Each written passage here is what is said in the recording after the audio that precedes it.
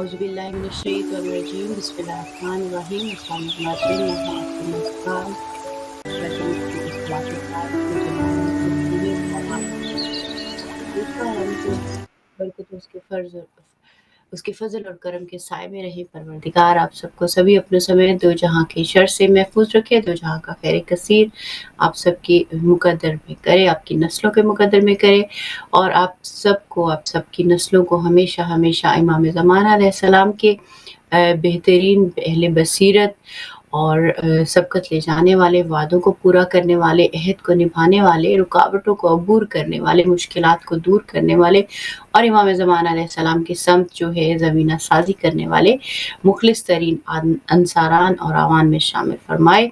और जो भी हमारे मज़लूमीन बहन भाई हैं बिलख़ुसूस गज़ा में, लबनान, शाम, इराक़ और यमन और जिस तरह से सूडान, हिंदुस्तान के मुसलमान, पाराचनार के बहन भाई और जहाँ भी दुनिया में आलमी सतह पर या इंडिविजुअली या इज्तिमाई तौर पे ज़ुल्म और सितम जारी और सारी है, परवरदिगार उन सब मज़लूमीन की मदद और नुसरत फरमाए, उनके दुखों, उनकी तकलीफ़ों, उनकी अज़ियत और रंजो गम को दायमी और दुनियावी कामयाबियों से, मरहम से, सुकून से और हकीकी आज़ादी से जो है बदल दे। और तमाम ज़ालिमीन जहाँ बिलख़ुसूस जो हिदायत याफ़्ता नहीं हैं और जो उनके किसी भी तरह मददगार हैं, उन सबको नीस्तो नाबूद फरमाए और उनको दुनिया और आखिरत में इबरत का निशान बनाए। इमाम वक्त के ज़हूर में ताजील फरमाए और हमें अपने इमाम के लिए खुशी, सुकून और फ़ख्र का बायस बनाए इंशाअल्लाह, आमीन। नाज़रीन, आज जुमे का दिन है और 28 नवंबर है, 6 जमादिल सानी है और उम्मीद और दुआ करते हैं कि आपके दिन का आगाज़ अल्लाह ताला की हम्द सना से, उसके पाक ज़िक्र से हो चुका होगा और अगर नहीं भी हुआ तो पूरी कोशिश करें कि ज़िक्र को जारी और सारी रखें। और इसके साथ जो है इमाम वक्त के लिए जो दुआए अहद है कहा जाता है, ज़ाहिर जुमे को पढ़नी तो वैसे ही चाहिए हमेशा हर दिन ही, लेकिन अगर आपको कोशिश करनी चाहिए कि आप हर नमाज के बाद दुआए अहद ज़रूर पढ़ें और इसके मतलब के ऊपर गौर और फ़िक्र भी करते रहें ताकि हम अपने वक्त के इमाम से जुड़ सकें, उनकी मारिफत को पा सकें और अपने वादों को हमेशा हर लम्हे हर पल उनकी याद दहानी हमारे वजूद का हिस्सा बनी रहे। और ज़ाहिर जुमे का दिन है तो इमाम का सदका ज़रूर दीजिएगा, जहाँ आप अपनी फैमिली, अपने प्यारों का सदका देंगे, अपने वक्त के इमाम का खुसूसी तौर से सदका दीजिए और उनकी से सलामती और कामयाबियों के लिए दुआ फरमाइए और उनको सूरा हदिया फरमाइए ताकि जो है जब हम अपने इमाम को कोई भी हदिया भेजते हैं तो ज़ाहिर है इमाम है, वो हमारे जो तहाइफ से के नतीजे में जो भी अता करेंगे वो यकीनी तौर पे बहुत ही अजीम शान होगा और उस एतबार से अल्लाह ताला से अपने अंदर ज़रफ़ियत भी हम तलब करते रहें और आपस में मोहब्बत, प्यार और खुशी से एक दूसरे के ख्याल से दिन का आगाज़ करें। और यकीनी तौर पे ज़ाहिर जुमे का दिन है तो इबादत का दिन है, दुरूद व सलाम का दिन है, मोहम्मद वाले मोहम्मद के पाकीज़ा तरीन ज़िक्र का दिन है, तो उस एतबार से अपने इस ज़िक्र को जारी और सारी रखें। अभी हम बहरहाल बढ़ते हैं मौसम के हाल पे और देखते हैं कि आज मौसम कैसा है। ओवरऑल खुश्क और सर्द रहेगा। लंदन में 12 डिग्री सेल्सियस रहेगा, मैनचेस्टर में 9 डिग्री सेल्सियस के अराउंड रहेगा, एडिनबरा में रहेगा 8 डिग्री सेल्सियस, जबकि कार्डिफ में 11 डिग्री सेल्सियस, ग्लासगो में भी 8 डिग्री सेल्सियस रहेगा, नॉर्दर्न आयरलैंड में रहेगा 8 डिग्री सेल्सियस, जबकि पाकिस्तान इस्लामाबाद में रहेगा 20 डिग्री सेल्सियस के अराउंड और सर्द रहने की तवक्को है। इस सर्द मौसम में अपना और अपने गिरदोनवा में सबका ख्याल रखें। कोशिश कीजिए कि गर्म पानी का इस्तेमाल करें ताकि आपकी सेहत सही रहे और अपने जो घर वालों का और फैमिली मेम्बर्स का भी इस एतबार से ख्याल रखते रहे। हम बहरहाल आज जो हमारा बहुत ही खूबसूरत टॉपिक रहेगा, जो हमारा आज स्पेशल सिस्टर मकसूदा के साथ हमने प्लान किया है और वो है जो मेरा और सिस्टर मकसूदा का बहुत ही फेवरेट है और वो है कुरान करीम को सीखने के आदाब और शराइत, उसकी मारिफत, उसकी हकीकी समझ, क्योंकि ज़ाहिर है अभी ये जमादिल सानी है और इसके बाद कमिंग मंथ्स में इंशाल्लाह रजब, शाबान और माह रमज़ान की तरफ हम बढ़ रहे हैं, तो क्यों ना हम अब से इस महीने से या इन महीनों से जो उससे पहले हैं अपने दिलों को, अपने ज़हनों को, अपनी फ़िक्रों को तैयार करें ताकि हम रब ताला से माह रमज़ान तक पहुँचते कुछ ना कुछ रिस्क जो है वो कुरान करीम की समझ और बसीरत के एतबार لے سکے. ہمارے ساتھ موجود ہیں سسٹر عالمہ مقصودہ نقوی. ہم ان کی طرف پہلے بڑھتے ہیں اور پھر اس پہ مزید بات کرتے ہیں انشاءاللہ.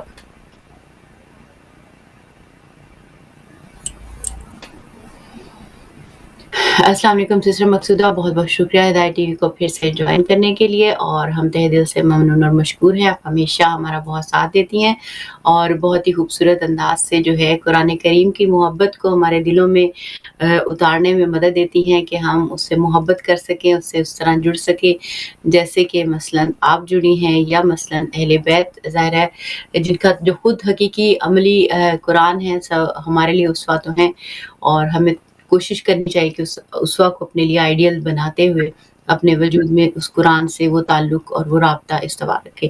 اچھا، تھوڑا سا یہ بیان فرمائے گا کہ ظاہر ہے ایک تو قرآن کی اہمیت سب کو ہی پتہ ہے، اور دنیا میں سب سے زیادہ جو پڑھی جانے والی کتاب، اب کا تو مجھے معلوم نہیں، لیکن جب ہم چھوٹے تھے تب یہ کہا جاتا تھا کہ سب سے زیادہ تلاوت کی جانے والی، پڑھی جانے والی کتاب قرآن کریم ہے.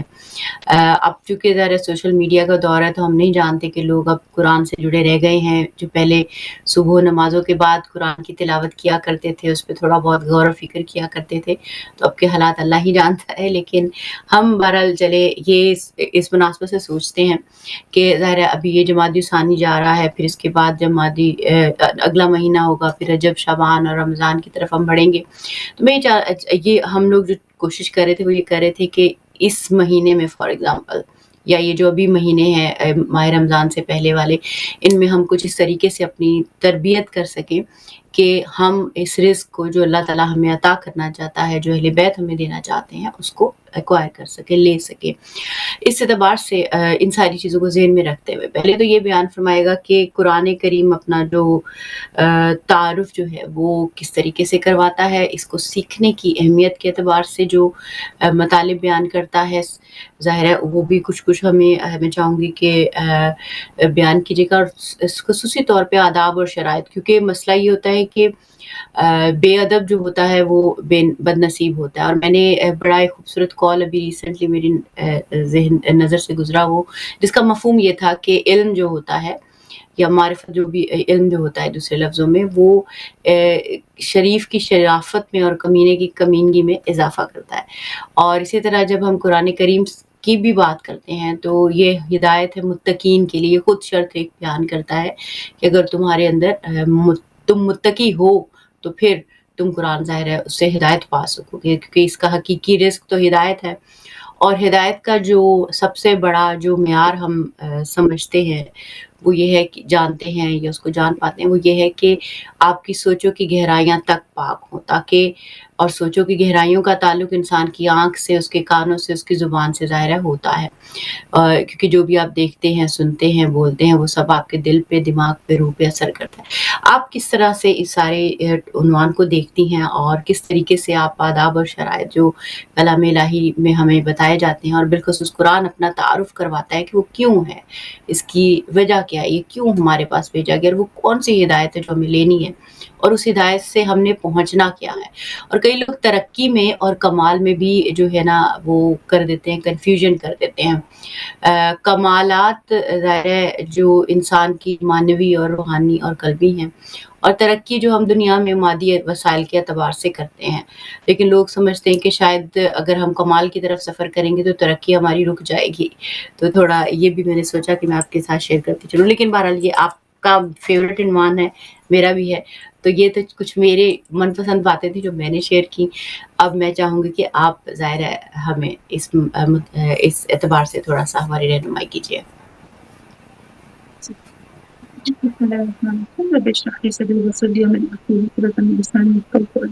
تو علیکم السلام ورحمۃ اللہ وبرکاتہ. اور دوسری بات یہ کہ سسٹر فائزہ، آپ نے سچ میں ہم دونوں کی جو پسند کا ٹاپک ہے وہی چوز کیا ہے. اور مجھے لگتا ہے ہم دونوں کا درد دل بھی یہی ہے کہ کیوں ہم لوگ قرآن سے اتنا دور ہیں، کیوں ہم اس قرآن کو سمجھ نہیں پاتے. آخر جو قرآن کی اہمیت ہے، قرآن کے جو آداب ہیں، ہم کیوں اس سے دور ہوتے جا رہے ہیں. اور آپ نے اتنی خوبصورت بات کی کہ پہلے جب ہم چھوٹے ہوا کرتے تھے، ہمارے زمانے میں بھی، ہم بھی جب چھوٹے تھے تو اسی طرح تھا کہ صبح کو اٹھ کے قرآن کی تلاوت ہوتی تھی، یعنی قرآن کھول کے اس کو پڑھا جاتا تھا، اور پھر اس پہ غور و فکر کیا جاتا تھا. آہستہ یہ ساری چیزیں نکلتی گئی، اور پھر یہ ابھی دیکھیے میں وہی کہوں گی کہ جیسے امام زمان علیہ السلام کی غیبت کا دور ہے، تو یہاں پر یہ دجالی دور بھی ہے، اور جس طرح سے جتنی ٹیکنالوجی بڑھتی گئی اتنا قرآن کی جو ریڈنگ اور تلاوت ہے وہ کم ہوتی گئی. تو یہ چیز جو ہے یہ تھوڑی سی افسوسناک ہے. اور جہاں یہ چیز دیکھی جاتی ہے لیکن وہاں پر ایک طرف سسٹر فائزہ آپ دیکھیں گے کہ قرآن کے جو معنی اور مطالب ہے اس پہ زیادہ کام بھی کیا جا رہا ہے. اور آج کے جو بالکل کافی ایسے نوجوان بچے ہیں جو غور و فکر کرتے ہیں اور سمجھنے کی کوشش بھی کرتے ہیں. تو قرآن ایک ایسی کتاب ہے جس کو ہم کہتے ہیں کہ یہ الہی کتاب ہے. میں تھوڑا سا جیسے ابھی آپ نے کہا کہ قرآن کی فضیلت آداب یہ ساری چیزیں جو ہے وہ ہمارے لیے واجب ہے.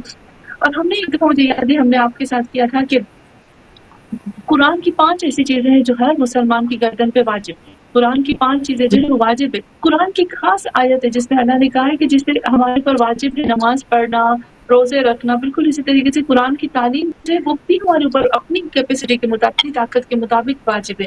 لیکن ہم سمجھتے ہیں کہ یہ تو مستحب ہے. ہم سمجھتے ہیں کہ شاید قرآن ہم نہیں پڑھ سکتے یا نہیں ہو سکتا. مجھے یاد ہے سسٹر فائزہ جب میں کافی تقریباً 18 سال پہلے کی آپ کو بات بتاؤں گی، جب میں قرآن کی کلاس میں آئی اور میرے ساتھ کچھ ہماری سسٹرز تھیں، کچھ بہنیں تھیں، کچھ میرے اسٹوڈینٹس تھے. میں نے ان سے کہا کہ چلیں قرآن کو کھولیں لیکن بغیر ترجمے کے. آپ یقین کریں وہ میں آج ان کی بات کرتی ہوں کہ جب میں نے ان کو کہا یہ چیز جو ہماری کلاس ہو رہی تھی تو میری جو ایک اسٹوڈینٹس تھی نا ان لوگوں نے مجھے یاد دلایا کہ آپ کو یاد ہے جب آپ فرسٹ ٹائم آئے تھے تو ایسے ایسے ہوا تھا. اچھا میں نے کہا پھر مجھے یاد آ گیا. میں آپ کو اتنی مزے کی بات بتاتی ہوں کہ تقریباً 18 ایئرس اگو کی بات کرتی ہوں کہ جب میں نے کلاس اپنے اسٹوڈنٹ سے کہا کہ آپ قرآن کھولو لیکن کسی کے پاس جو ہے وہ ترجمے والا قرآن نہیں ہونا چاہیے، اور اب ہم جو ہے خود سے ترجمہ تفسیر اور اس کی گہرائی میں جائیں گے. جو آیت محکمہ متشابہ کی طرف تو ہم نہیں جا سکتے. تو آپ یقین کریں ان سب نے مجھے یہ کہا تھا، ہنس کے کہا تھا امپاسبل ہے کہ ہم قرآن کا ترجمہ اور تفسیر کریں. آپ کیسی باتیں کر رہے ہیں، یہ ہم سے نہیں ہوگا. اور سب ہنسنے لگے. پھر قرآن کو بند کر کہا نہیں ہوگا. میں نے کہا چلیں ٹرائی کرتے ہیں. آج یقین کریں آج وہی جو میری سسٹرس ہیں، جو اسٹوڈنٹس ہیں، آج وہی خود قرآن کا ترجمہ کرتے ہیں، خود سے زیر زبر کی میننگ بھی کر لیتے ہیں. یہ اس کی گرامر، اس کے روٹ ورڈز، اس کی روٹ میننگ، اس کی گہرائی، اس کی تفسیر، اس کی حلال حرام مستقل چیزوں کو آرام سے نکال لیتے. اور اتنے خوش ہو کر کہتے کہ وہ وقت تھا کہ ہمیں لگتا تھا کہ ہم نہیں کر سکیں گے، یہ ہمارے لیے نہیں، ہمارے اندر اس کی سیکھنے کی طاقت نہیں ہے. لیکن آج ہمیں وہ پورے کا پورے قرآن کی آیتوں پہ ہم کام کر سکتے ہیں. تو یہاں پر مسٹر فائزہ جو قرآن ہے نا یہ ہمارے لیے اتنا مشکل نہیں ہے جتنا ہم سمجھتے ہیں. اور یہ قرآن کا سیکھنا یا اس کی جتنی ہماری کیپیسٹی ہے ہمارے اوپر واجب ہے، مستحب نہیں ہے.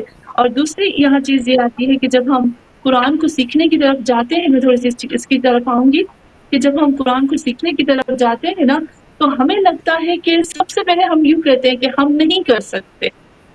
یہاں پر اب احادیث میں دیکھو میڈیکل سائنس کیا کہتی ہے، انسان تب ہارتا ہے جب وہ ہار مانتا ہے. انسان تک ہار مانتا نہیں ہے نا وہ کبھی ہارتا نہیں ہے. یہ انسان کی کوالٹی میں ہے. یہاں تک کہ اگر جب تک وہ موت آ جائے، موت تو ایک اللہ کے ہاتھ میں چیز ہے، وہ جب انسان کو چاہے وہ اس کی روح قبض کر سکتا ہے، اس نے فکس کر دی ہے. لیکن جب تک اس کو موت نہیں آتی وہ انسان ہار نہیں سکتا. یہ خود احادیث میں ہے، سائنس کہتی ہے کہ جب تک انسان خود ہار نہ مانے. نمبر 1 تو جب ہم قرآن کی طرف آتے ہیں سیکھنے کے لیے تو یہاں جب دنیا کی چیزیں آتی ہیں مسٹر فائدہ سیکھنے کے لیے تو ہمارے پاس وقت بھی نکل آتا ہے. ہم جو ہے سب چیزوں کو اپنے گھر کو بھی مینج کر لیتے ہیں، سب کر لیتے ہیں. جب قرآن کی باری آتی ہے تو پھر کیوں وہاں پہ سست ہو جاتے ہیں؟ ہم کہتے ہیں کہ نہیں کر سکیں کیونکہ یہاں ہم ہمت ہار بیٹھے ہیں. جو ہی ہم نے ہمت ہاری شیطان نے جگہ پہ حملہ کر دیا. شیطان کہ تم نہیں کر سکو گے. میں کہوں گی میں اپنے آپ کو کہوں میں نہیں کر سکوں گی، پھر میں کبھی نہیں کر سکوں گی. لیکن جب میں یہ کہوں گی نا جس طرح سے میں دنیا کے کاموں کے لیے فار ایگزامپل مجھے کوئی دوست انوائٹ کرتی ہے یا کسی کی شادی ہے یا کہیں جانا ہے، کوئی میری بیسٹ فرینڈ ہے تو میں کیا کرتی ہوں کچھ بھی کر کے ٹائم نکال کے کہیں سے بھی کچھ کر کے میں فوراً چلی جاتی ہوں. لیکن جب قرآن کی بات آتی ہے تو ہم کہتے ٹائم نہیں ہے، بچے چھوٹے ہیں، یہ کام ایسے ہے. کیوں ہم ایسے کرتے ہیں؟ کیونکہ ہم اس چیز کی طرف اصل میں جانا نہیں چاہتے. جب میں کسی چیز کی طرف جانا چاہوں گی نا اور میں یہ کرنا چاہوں گی نا اور میں کہوں گی میں کر سکتی ہوں، جو میں دنیا کے کام کے لیے کر سکتی ہوں تو اس کے لیے کیوں نہیں کر سکتی؟ تو یقین کریں خود بخود راستے کھل جاتے ہیں، لیکن ہم اس چیز پہ بھروسہ نہیں کر پاتے۔ لیکن ایسے لوگ میں نے دیکھے ہیں، کافی لوگ آپ نے بھی دیکھے ہوں گے کہ جو کہتے ہیں کر سکتے ہیں، جن کے پاس چھوٹے بچے ہوتے ہیں، گھر ہوتا ہے، بزنس ہوتا ہے، کام ہوتا ہے، شوہر ہوتا ہے، اور بہت زیادہ ایسے کام ہوتے ہیں، فیملیز ہوتی ہیں، ان سب کو فیس کرتے، اس سب کو دیکھتے، گھر کو بھی دیکھتے، اس کے باوجود بھی ان کے پاس اتنا ٹائم بچ جاتا ہے کہ وہ اپنے کلاسز جو ہے وہ قرآن کی لے سکتے ہیں، آرام سے اس پہ کام کر سکتے ہیں۔ یہ وہ وقت ہے جو اللہ دیتا ہے۔ نمبر دو جو چیز کہوں گی میں سسٹر فائزہ، وہ یہ بات آتی ہے کہ ہمارے اندر موٹیویشن نہیں ہے۔ اب جس چیز کی اگر میرے پاس موٹیویشن ہو نا، اور میں جس چیز کے لیے کہتی ہوں نا کہ ہاں میں کر سکتی ہوں، اور میرے اندر جوش اور جذبہ ہے کہ مجھے یہ چیز لینی ہے کسی بھی صورت میں لینی ہے، تو وہ میں لے پاؤں گی۔ تو دنیا کی چیزوں کے لیے ہمارے اندر یہ چیز آتی ہے تو ہم اس چیز کو اچیو کر لیتے ہیں۔ قرآن کی آیت ہے ما للانسانو الا اللہ کہتا ہے کہ الا ما سوا، یعنی الا سعی، خدا کہتا ہے کہ انسان کے لیے بہت ہی پیاری آیت ہے سسٹر فائزہ۔ اللہ کہتا ہے کہ انسان کے لیے کچھ بھی نہیں ہے، انسان کو کچھ بھی نہیں ملے گا سوائے اس کے کہ وہ کسی چیز کے لیے سعی کرتا ہے۔ سعی کی میننگ ہوتی ہے کہ بھاگ دوڑ کرنا، کوشش کرنا، ہم کہتے ہیں نا کوشش کرنا، کوشش جو ہے وہ سعی کے سامنے بہت چھوٹا لفظ ہوتا ہے۔ اصل میں سعی کی جو اصل میننگ ہوتی ہے نا سسٹر فائزہ، وہ ہوتی ہے کہ اپنی جان مار کر، جان توڑ کر کسی چیز کے پیچھے لگ جانا۔ تو یہاں حدیث میں بھی ہمیں یہ ملتا ہے کہ جب ایک انسان ہے نا، قرآن کی آیت میں ملتا ہے۔ اچھا مزے کی جب آپ دیکھیں گے نا، مزے کی بات یہ آتی ہے کہ اس چیز کو سائنس بھی قبول کرتی ہے۔ سائنس بھی اس چیز کے لیے کہتی ہے کہ جب ایک انسان کسی چیز کے پیچھے لگتا ہے نا، جب انسان کسی چیز کے پیچھے لگتا ہے کہ وہ چیز اس کو ملتی ہے اور مل کر ہی رہتی ہے، اور جس چیز کی طرف جاتا ہے۔ تو یہاں پر سعی کی میننگ ہوتی ہے کہ کسی کے ساتھ عشق میں مبتلا ہو کر اس چیز کو ڈھونڈنا، اس چیز کے پیچھے جانا، اس کو حاصل کرنا۔ اور پھر میں عجب ہو گئی، یہ جو لفظ ہے نا سسٹر فائزہ سعی، اس کے لیے سائنس نے بھی کہا اور بہت زیادہ کتابوں میں آتا ہے کہ جب ایک انسان سعی کرتا ہے کسی چیز کے ساتھ، عشق کی جنون کی حد تک اس کو حاصل کرنا چاہتا ہے نا ایک انسان، تو جو اس کے پاؤں کے پتھر ہے نا، جو اس کی کنکریاں ہیں نا، جہاں پر بھی وہ قدم رکھتا ہے، اس کے قدم کے نیچے جو پتھر کنکریاں آتے ہیں وہ بھی اس کے لیے راستہ فراہم کرتے، وہ بھی اس کے لیے راستہ کھولتی کہ جاؤ اس کو حاصل کرو۔ دیکھیں انسان کی طاقت کتنی ہے، اس کے ارادے کی طاقت کتنی بڑی ہے کہ اگر وہ ارادہ کرتا ہے تو وہ اس چیز کو حاصل کر کے رہتا ہے۔ تو قرآن کے بارے میں جب ہم بات کرتے ہیں، جب ہم قرآن کی بات کرتے ہیں تو پھر یہاں پر ہم سست پڑ جاتے ہیں۔ اگر ہم قرآن کی بات کرتے ہیں، جی جی جی بالکل نہیں، آپ بات مکمل کیجیے، بالکل ہے۔ اچھا اس میں ایک چیز میں ایڈ کرتی جنوں، آپ اس کو ساتھ ہی کور کر لیجیے گا اپنی بات جب مکمل کریں گی، کہ ہم وہ کہتے ہیں نا کہ پانی مت تلاش کر پیاس پیدا کر، آئی تھنک سو مولانا رومی فرماتے ہیں اس طرح سے۔ لیکن میں یہ سمجھتی ہوں جس طرح آپ نے ابھی بڑی اہم بات کی ہے نا کہ کسی چیز کے پیچھے بھاگنا، تڑپ محسوس کرنا، درد ہونا اس چیز کا کہ یہ مجھے کرنی ہے، یہاں تک پہنچنا ہے، یہ لینا ہے، وہ قرآن کے لیے ہماری ایسی کیفیت، ایسی حالت یا اس کی ضرورت ہمارے وجود میں اس انداز سے نہیں ہے کہ ہم اس کے لیے تڑپیں، اس کے لیے درد محسوس کریں اور اس کی خاطر بے چین ہوں۔ یا جیسے اب ہم پیاس لگی ہو تو ہم تھوڑی دیر تو صبر کر سکتے ہیں، لیکن ایک ٹائم پہ ہم بالکل ہی پریشان ہو جاتے ہیں کہ اچھا جلدی سے پانی پی لیں کسی طریقے سے۔ تو اس پوائنٹ کو بھی تھوڑا سا ایڈ کیجیے گا کہ کس طرح اس ضرورت کو اپنے وجود کے اندر ہم ایجاد کریں۔ چیک کر سکتے ہیں، بالکل صحیح کہا سسٹر فائزہ۔ یہی بات جب ہم آتے ہیں، دیکھیے قرآن کی طرف آتے ہیں، ہم جب دنیا کی چیز سے جس چیز سے ہمیں معرفت ہوتی ہے نا سسٹر فائزہ، اس کے پیچھے ہم چلے جاتے ہیں۔ قرآن کے لیے ہمارے پاس معرفت ہے ہی نہیں۔ ہمارا سب سے بڑا جو تکلیف دہ چیز جو مجھے بہت زیادہ تکلیف ہوتی ہے وہ یہ ہوتی ہے کہ ہم سمجھتے ہیں کہ جو ہم مجلسیں سن رہے ہیں نا یہ ہمارے لیے کافی ہے۔ مجلسیں کافی نہیں ہوتی ہے، یہ صرف ہمیں جگانے کے لیے ہوتی ہے۔ ہمیں خود محنت کرنی چاہیے، ہمیں خود بھاگ دوڑ کرنی چاہیے، ہمیں خود وہ چیز جو ہے وہ اندر اس کی محبت معرفت پیدا کرنی چاہیے۔ امام علی علیہ السلام کا بھی بہت ہی خوبصورت قول ہے کہ امام فرماتے ہیں جس چیز کو آپ پہچاننے لگتے ہو نا، جس کی چیز کی آپ کو معرفت ہونے لگتی ہے نا، تو اس کے ساتھ آپ کو عشق ہونے لگتا ہے۔ جو قرآن کی تو ہمارے وہ کہتے ہیں ہمارے خون میں موجود ہے. سسٹر فائزہ، قرآن کا ادب، قرآن کی محبت تو ہمارے خون میں موجود ہے. ہمارے ماں باپ نے ہمارے خون میں اندر اس چیز کو ڈال دیا ہے. تو پھر اور کون سا جوش ہونا چاہیے ہمیں جانے کے لیے؟ اتنا تو پتا ہے نا کہ یہ قرآن اللہ کا کلام ہے، اللہ کی کتاب ہے، یہ ہمارے لیے بہت عظیم کتاب ہے. کیا یہ کافی نہیں ہے؟ یہ اتنی چنگاری کافی نہیں ہے اس کی طرف جانے کے لیے کہ ہم اور چنگاری تلاش کریں؟ یہ بھی بہت بڑی چنگاری ہے کہ ہم اس کے پیچھے جائیں. دیکھیے میں وہی آیت پڑھ رہی تھی نا سسٹر فائزہ، وَإِنَّ لَيْسَ لِلْإِنسَانُ إِلَّا مَا سَعَىٰ، تو انسان کو وہی ملتا ہے جس کی وہ کوشش کرتا ہے، اس کے بغیر اس کو نہیں ملتا. تو جب ہم اپنے اندر یہ عشق پیدا کریں گے نا تو ہی ملے گا. لیکن ہم جو ہے میں وہی بات پھر سے کہوں گی، جو دنیا کی چیزیں اس کی طرف ہم بہت عشق کی طرف دوڑتے ہیں. لیکن یہاں تک جو قرآن ہے، اہل بیت ہے، ہم نے ان کو بس جو ماں باپ کا دیا ہوا، جیسے پہلے زمانے میں تھا نا کہ ماں باپ کا دیے ہوئے دین پہ چلتے تھے. قرآن کہتا ہے نا کہ جب ان سے کہا جاتا تھا کہ اللہ کی توحید کی طرف آرزو کہتے تھے کہ ہم اپنی ماں باپ آبا اجداد کے دین کو کیسے چھوڑیں. تو ہم نے یہ جب اس چیز سے ہم نکل آئیں گے نا سسٹر فائزہ کہ یہ تو ہمارے ماں باپ کو جو دیا ہوا بہت اچھے سے دے دیا، بے شک انہوں نے اپنی جتنی کوشش کی نا، ہم اپنے ماں باپ کا احسان نہیں بھول سکتے کہ انہوں نے ہمارے اندر یہ چیز ڈالی، لیکن ہماری بھی کچھ ذمہ داری بنتی ہے. تو وہی چیز آتی ہے کہ لیس للانسان الا ما سعى، کہ انسان کے لیے نہیں ہے سوائے یہ کہ وہ اس کی طرف کوشش کرے. ہمارے لیے وہی چنگاری کافی ہے، اور یہ چنگاری پروردگار عالم نے مومنوں کے اندر رکھ دی. اگر ہم مومن ہیں تو یہ چنگاری، ہم مسلمان ہیں تو یہ ہر مسلمان کے اندر چنگاری موجود ہے کہ قرآن سے عشق کرنا ہے، محبت کرنی ہے، معرفت کرنی. اس سے بڑی ہمیں میں کہوں اس سے بڑی ہمیں اور کیا جوش دلانے کی چیز ہونی چاہیے کہ خود میرے محمد صلی اللہ علیہ وآلہ وسلم یہ کہتے ہیں کہ جو ہم سورہ پڑھتے ہیں قرآن میں، سورہ قمر میں کہتے ہیں یا رسول خدا صلی اللہ علیہ وآلہ وسلم یا قوم یا رب انکم اتخذ ھذا القرآن مہجورا. کتنی خطرناک آیت ہے سسٹر فائزہ. میری نظر میں پورے قرآن میں سب سے جو کہتے ہیں نا قیامت کی آیتیں ہیں، جہنم کی آیتیں، مجھے جہنم اور قیامت کی آیت تو اس سے بڑھ کر یہ آیت خطرناک لگتی ہے، جس میں قیامت کے دن رسول خدا صلی اللہ علیہ وآلہ وسلم اللہ کے حضور فریاد کریں گے، یا رب اے میرے رب ان قوم اتخذ ھذا القرآن مہجورا، کہ میری اس قوم نے میرے قرآن کو مہجور کر دیا. جیسے ہم کہتے ہیں نا کہ بی بی فاطمہ الزہرا آئیں گی، مولا عباس کے بازو ہاتھ میں ہوں گے اور علی اصغر ہاتھ میں ہوگا، اور امام حسین کا کرتا بالکل، اور جیسے ہم کہتے ہیں کہ بی بی خدیجہ آئیں گی، ان کے ہاتھ میں امام حسن مجتبیٰ کا کرتا ہوگا. بالکل سیم طریقے سے رسول خدا صلی اللہ علیہ وآلہ وسلم آئیں گے اور رسول خدا صلی اللہ علیہ وآلہ وسلم کے ہاتھ میں قرآن ہوگا اور قرآن کے ذریعے سے فریاد کریں گے. ہم جو ہے سسٹر فائزہ، میں ہمیشہ اپنے درس میں بھی یہ بات کہتی ہوں کہ جب ہم لوگ ہیں نا، ہم لوگ اتنے گناہ گار ہیں، ہم جی ہی محمد اور آل محمد کے صدقے میں ہیں، ہم ان کی شفاعت کے بھروسے پہ تو چل رہے ہیں، وہ ہمارے شافی ہوں گے. اب جن کی بھروسے پہ ہم چل رہے ہیں وہ ہماری شفاعت کرنے والے، اور وہی قیامت کے دن ہماری گردن کو پکڑیں گے اور کہیں گے اب حساب دو کہ تم نے دنیا میں قرآن کے ساتھ کیا کیا. اور وہی شفاعت کی سے پہلے ہی وہ سوال کریں گے، وہ حساب مانگیں گے. ہم کہاں جائیں گے؟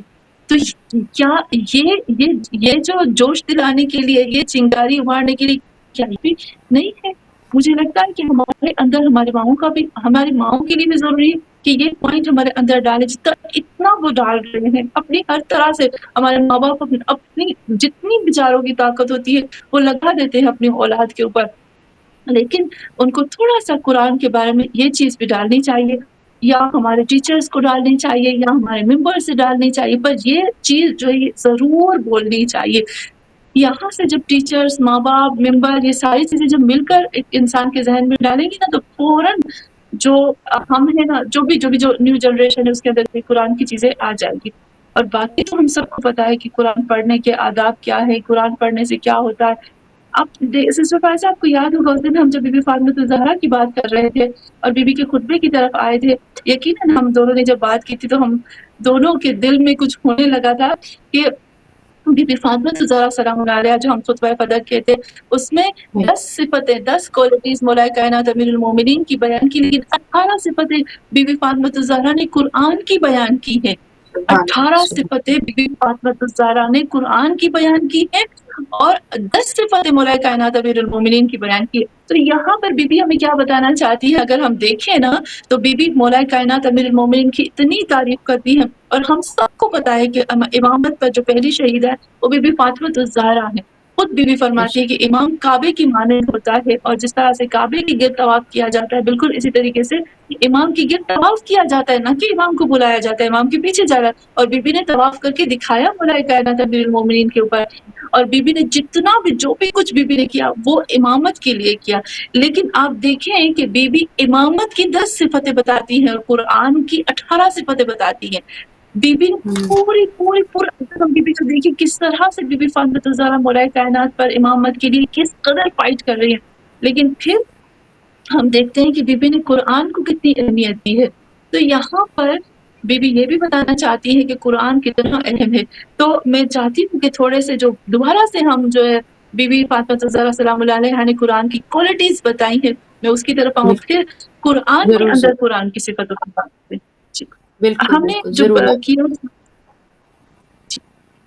سسٹر پانچ ہم نے جب ہم بی بی کا کر رہے تھے تو سب سے پہلے بہت ہی پیارے انداز میں بی بی نے کہا تھا انتم عباد اللہ نصب امری ہی منائیے ہی.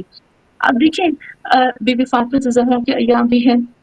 یہاں پر ابھی جو ہم بی بی فاطمہ الزہرا کے لیے جان دیتے ہیں، ہم کہتے ہیں یا اللہ ہمیں کنیز بی بی فاطمہ الزہرا قرار دے، اور ہمارے ماں باپ ہماری ماؤں کو بھی، اور ہم جو ہے بی بی فاطمہ الزہرا کے پیچھے ہی لگتے ہیں. ہمارے لیے بی بی فاطمہ الزہرا بی بی فاطمہ الزہرا نام لے کر ہی ہمارے دل ایسے کرتا ہے کہ جب ہم نام لیں نا، جیسے امام زمانہ کے لیے ہم اٹھ کے کھڑے ہو جاتے ہیں، یا قائم بے امر ہی کہتے ہیں تو ہم کھڑے ہو جاتے ہیں، سر پہ ہاتھ رکھتے ہیں. امام رضا علیہ السلام کی سنت ہے.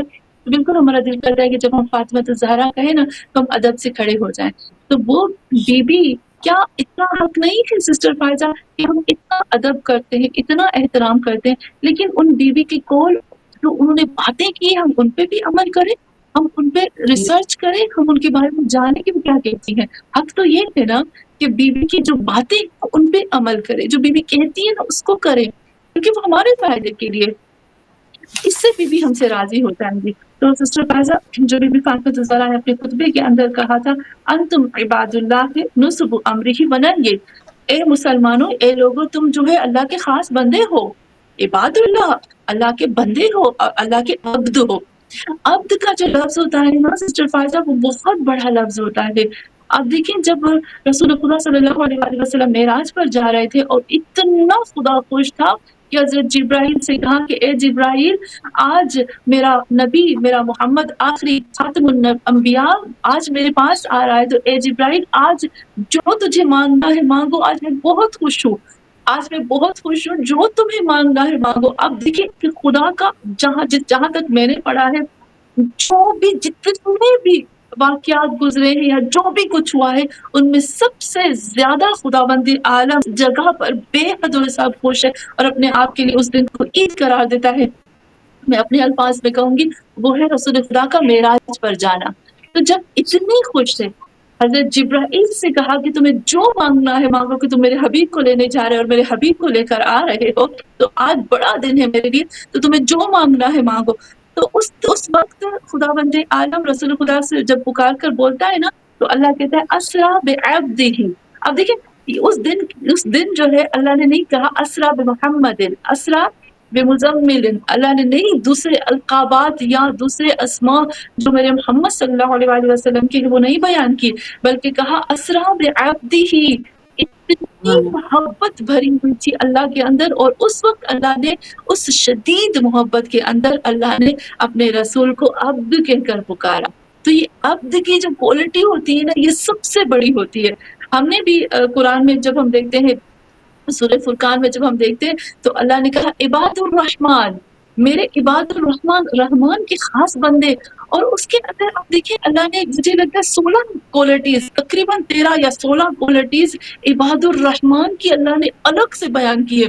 وہ ایسے چلتے ہیں، وہ ایسے بولتے ہیں، وہ ایسے سلام کرتے ہیں، وہ ایسے گزرتے ہیں، وہ ایسے سجدے کرتے ہیں، وہ ایسے اولاد کے لیے کرتے ہیں، وہ ایسے اللہ کے لیے کرتے ہیں، وہ ایسے تلاوت قرآن کرتے ہیں. یعنی اس قدر وہ اللہ نے عباد الرحمن کہہ کر اس کے اندر کوالٹیز بتائی. تو اب دیکھیں بی بی فاطمہ الزہرا جب قرآن کی صفتیں بتاتی ہے نا، قرآن کی کوالٹیز بتاتے ہوئے بی بی نے کہا انتم عباد اللہ، تم لوگ اللہ کے بندے ہو، عباد و عبد ہو اللہ کے، نصب امرہ، اور پھر کہا کہ تم لوگ نصبو یعنی گاڑنے والے ہو، قائم کرنے والے ہو اللہ کے امر کو اور اس کے نہیں کو، یعنی تم ذمہ دار ہو کہ تم اللہ کے امر اور نہیں کو انجام دو۔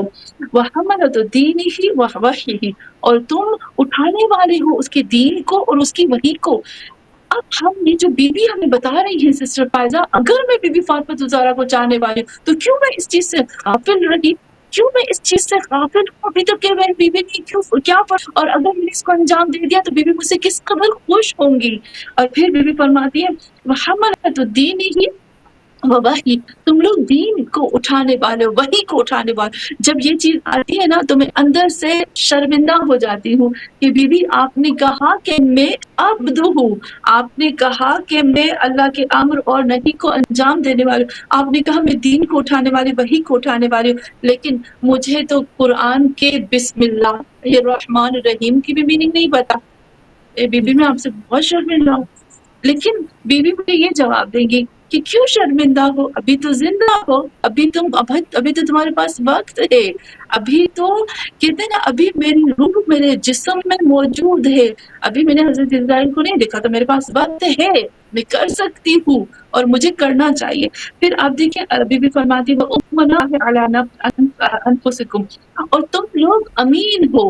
یہاں یوں کہہ سکتے ہیں کہ بہت ہی پیارے انداز میں بی بی نے کہا کہ تم محافظ ہو، امین ہو، تم حفاظت کرنے والے اللہ کی طرف سے انفسکم، اپنے نفسوں کے اوپر، تم اپنے نفسوں کے نگہبان بن جاؤ، اپنے گارڈ بن جاؤ۔ کتنی خوبصورت بات ہے سسٹر فائزہ، میں یہ لفظ پھر سے کہوں گی اور مجھے یقین ہے کہ اس لفظ کی جنگ میں آپ جاؤ گے تو آپ اس کو اور اچھے سے کلیئر کر سکتے ہو۔ بی بی نے کہا امنا اللہ علی انفسکم، تم خود ہی اپنے اوپر ایک گارڈ بن جاؤ، ایک محافظ ہو اپنے لیے، جیسے کہتے ہیں نا ایک بندوق لے کر، ایک بہت بڑی کلشن کوپ لے کر اور توپ لے کر کھڑے ہو جاؤ اپنے گرد اپنی حفاظت کے لیے۔ کتنی بڑی بات بی بی نے بتا دی ہے کہ کہیں سے بھی شیطان جو ہے وہ تمہارے اوپر اٹیک نہ کر سکے۔ افسوس کی بات ہے کہ اتنے پیارے الفاظ سے ہم کیسے غافل ہو جاتے ہیں۔ وَبُلَغَاؤُهُ إِلَى الْأُمَمِ، اور تم پہنچانے والے ہو اس کی دین کو دوسری امتوں تک۔ اور پھر کہا تھا زعیم حق لہ فیکم وعہد قدمہ الیکم وبقیت، یہاں پر پھر بی بی بہت ہی خوبصورت فرماتی ہے کہ تم لوگ جانشین ہو، اللہ نے تمہیں جانشین قرار دیا ہے لوگوں کے بیچ میں۔ اور پھر یہاں بی بی نے کہا ہے کہ تمہیں ایک میزان کی طرح رکھے، تم عہد الہی کو تم جو آگے بھیجتے ہو تمہاری امت اور تمہاری جو اولادیں ان کے لیے کام آ جائے گا، اور تمہاری گردنوں پر جو ہے وہ کتاب الہی کا حق ہے، اور تمہارے پیچھے جو ہے وہ کتاب الہی اللہ نے چھوڑی ہے۔ اور پھر کیا لفظ بھی بیان کیا سسٹر فائزہ مجھے نہیں پتا، لیکن کچھ ایسی میری دوستیں ہوتی ہیں جن کے ساتھ، جو میری اسٹوڈنٹس بھی نہیں ہوتی لیکن ان کے ساتھ جو جب قرآن کے بارے میں ڈسکس ہوتی ہے نا، یقین کریں کچھ دنوں کے بعد جب قرآن کے بارے میں ہم ڈسکس کرتے ہیں، ان کو بتاتی ہوں میں، ہم باتیں کرتے ہیں قرآن کے بارے میں، کچھ دن کے بعد وہ آ کر مجھے بتاتی ہے کہ جب ہمیں کوئی پریشانی یا کچھ چیز ہوتی ہے نا، ہم قرآن کو کھولتے ہیں، جب ہم قرآن کو کھولتے ہیں نا، جو بھی ہماری پریشانی ہوتی ہے ہم اس کو قرآن کو پوچھ رہے ہوتے ہیں، فار ایگزامپل میں پریشان ہوں تو میں کیا کروں، تو وہ کہتی ہے کہ جب ہم قرآن کو کھولتے ہیں نا اپنی پریشانی کے لیے، ایسے لگتا ہے ہم بات کرتے ہیں تو اس میں سے ایسے لگتا ہے کہ قرآن ہمیں جواب دے رہا ہے، قرآن ہم سے بڑھ رہا ہے۔ میں عجب ہو جاتی ہوں ان کے جواب سن کے، جن کو عربی بھی پڑھنا نہیں آتی وہ بتاتے کیونکہ وہ ترجمہ پڑھتے ہیں، تو کہتے ہیں کہ اب وہ خود آ کر مجھے کہتے ہیں کہ اب ہمیں کسی دوست کی ضرورت نہیں۔ یقین کریں سسٹر فائدہ جی، لفظ سن کے مجھے خوشی بھی ہوتی ہے اور مجھے حیرت بھی ہوتی ہے۔ کہتے ہیں کہ جب سے ہم قرآن، جب بھی ہمیں کوئی پریشانی ہوتی ہے، کوئی سوال ہوتا ہے، کچھ ہوتا ہے، ہم قرآن کھولتے ہیں اور ہم نیت کرتے ہیں اللہ سے، کہتے ہیں یا اللہ یہ کیا ہے، یہ ہم قرآن کھولتے ہیں، اس میں سے ہمیں اس چیز کا جواب مل جاتا ہے۔ تو کہتے ہیں کہ اب ہمیں کسی دوست کی ضرورت ہی نہیں ہے، اب ہمیں جیسے ہمیں اپنے سیکرٹ، اپنے راز، اپنے دکھ درد بیان کرنے کی کسی دوسرے کو ضرورت ہی نہیں، کیونکہ ہم دوسرے کو بتا دیتے، پھر تیسرے کو بتا دیتے، چوتھے کو بتا دیتے، پھیل جاتی تھی بات۔ لیکن اب ہم نے کیا کیا ہے، قرآن سے کلام کرنا شروع کر دیا ہے، اور جب سے ہم نے قرآن سے کلام کرنا شروع کر دیا، ہمیں کسی دوست کی، کسی کی بھی ضرورت نہیں، اور ہماری باتیں سیکرٹ رہتی ہیں اور ہمیں اس کا جواب ملتا ہے اور ہمیں اس کا سولوشن ملتا ہے۔ اور یہاں پر بی بی نے اس چیز کو ہائی لائٹ کیا۔ اب دیکھیں خود بی بی کہتی ہے کتاب اللہ ناطق، جو پہلی صفت بی بی نے قرآن کی بتائی کہ قرآن ایک ایسی اللہ کی کتاب ہے جو ناطق ہے، جو بولتی ہے، جو نطق کرتی ہے۔ یہ چیز جو ہے نا سسٹر فاضہ، یہ جو ہم کہتے ہیں نا کہ یہ توفیق ہر ایک کو نہیں ملتی ہے، یہ توفیق ڈھونڈنی پڑتی ہے، اس کے لیے محنت کرنی پڑتی ہے، اس کے لیے جان مارنی پڑتی ہے۔ ایسا نہیں ہے کہ قرآن اور اہل بیت دین کے لیے جی اچھا قرآن اور دین کے لیے ہم سمجھتے ہیں کہ بس اللہ نے وعدہ کیا کہ تم مسلمان ہو جاؤ، لا الہ الا اللہ محمد رسول اللہ پڑھ لو، تمہاری ساری چیزیں حل ہو جائیں گی۔ بالکل بھی نہیں، اللہ نے الٹا کہا ہے اس کے۔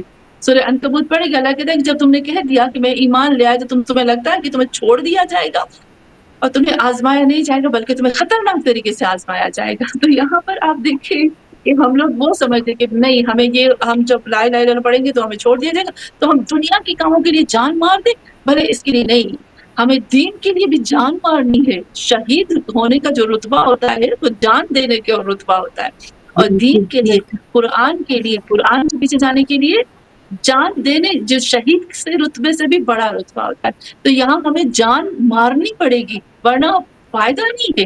اس کے پیچھے ہمیں جانا پڑے گا، محنت کرنی پڑے گی، اپنی نیندیں خراب کرنی پڑے گی، بھوکا پیاسا رہنا پڑے گا۔ اب دیکھیں کہ جو لوگ قرآن کے پیچھے جاتے ہیں نا، کبھی کبھی ہمیں میں بھی ایسے بھاگ بھاگ بھاگ بھاگ ہوتی ہے، بھوک لگتی ہے، شدید بھوک لگتی ہے، لیکن ٹیبل پہ کھانا بھی ہوتا ہے لیکن پیٹ خالی ہوتا ہے، ٹائم نہیں ہوتا، پہنچنا ہوتا ہے۔ تو یہاں پر ہمیں جان مارنی پڑے گی۔ اچھا پھر میں دوسری صفت کی طرف آؤں یا کوئی اور سوال بھی ہے؟ جی نہیں، آپ پہلے اپنی صفات مکمل کریں، یہ امپورٹنٹ ہے، اور بالخصوص جب جناب سیدہ کا ذکر آئے تو ان سے بہتر ہمیں کون بتا سکتا ہے کہ قرآن کی جو صفات ہیں اور وہ کس طرح سے ہمیں کیا بتا رہی ہے۔ بہت اہم آپ پوائنٹس بتا رہی ہیں، بالکل آپ جاری رکھیں۔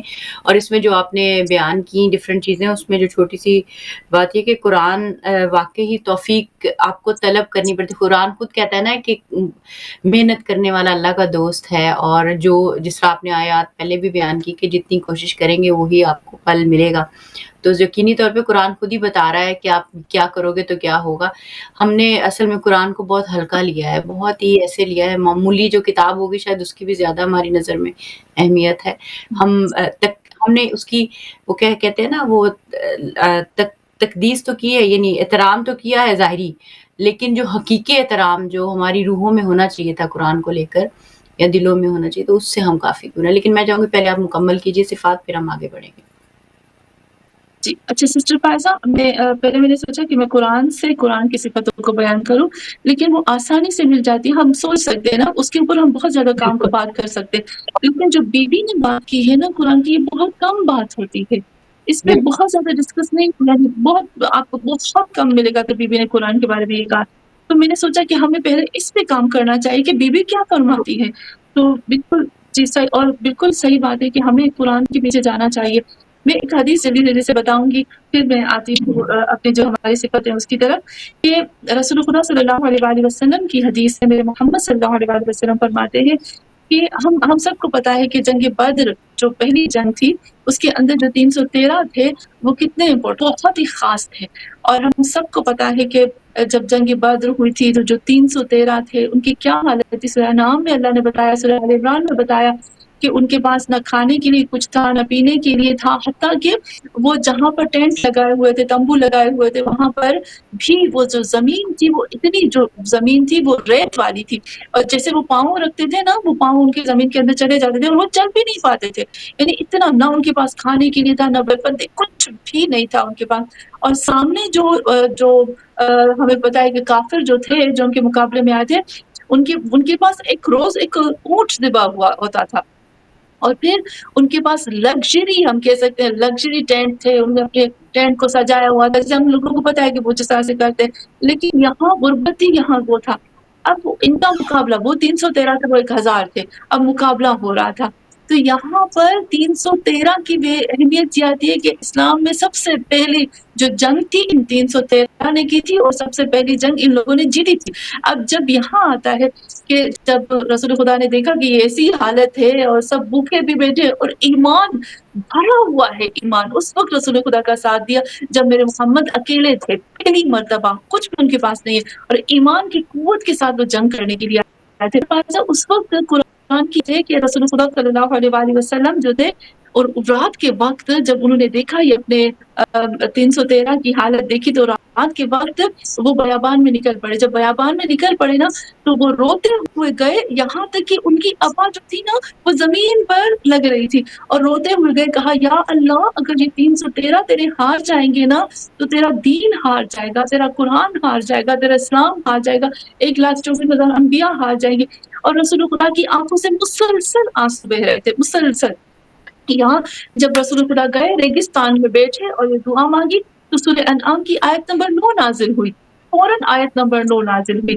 کیا فرمایا؟ اے محمد صلی اللہ علیہ وآلہ وسلم اذ تستغیثون ربکم فاستجاب لکم انی ممدکم بألف من الملائکۃ مردفین.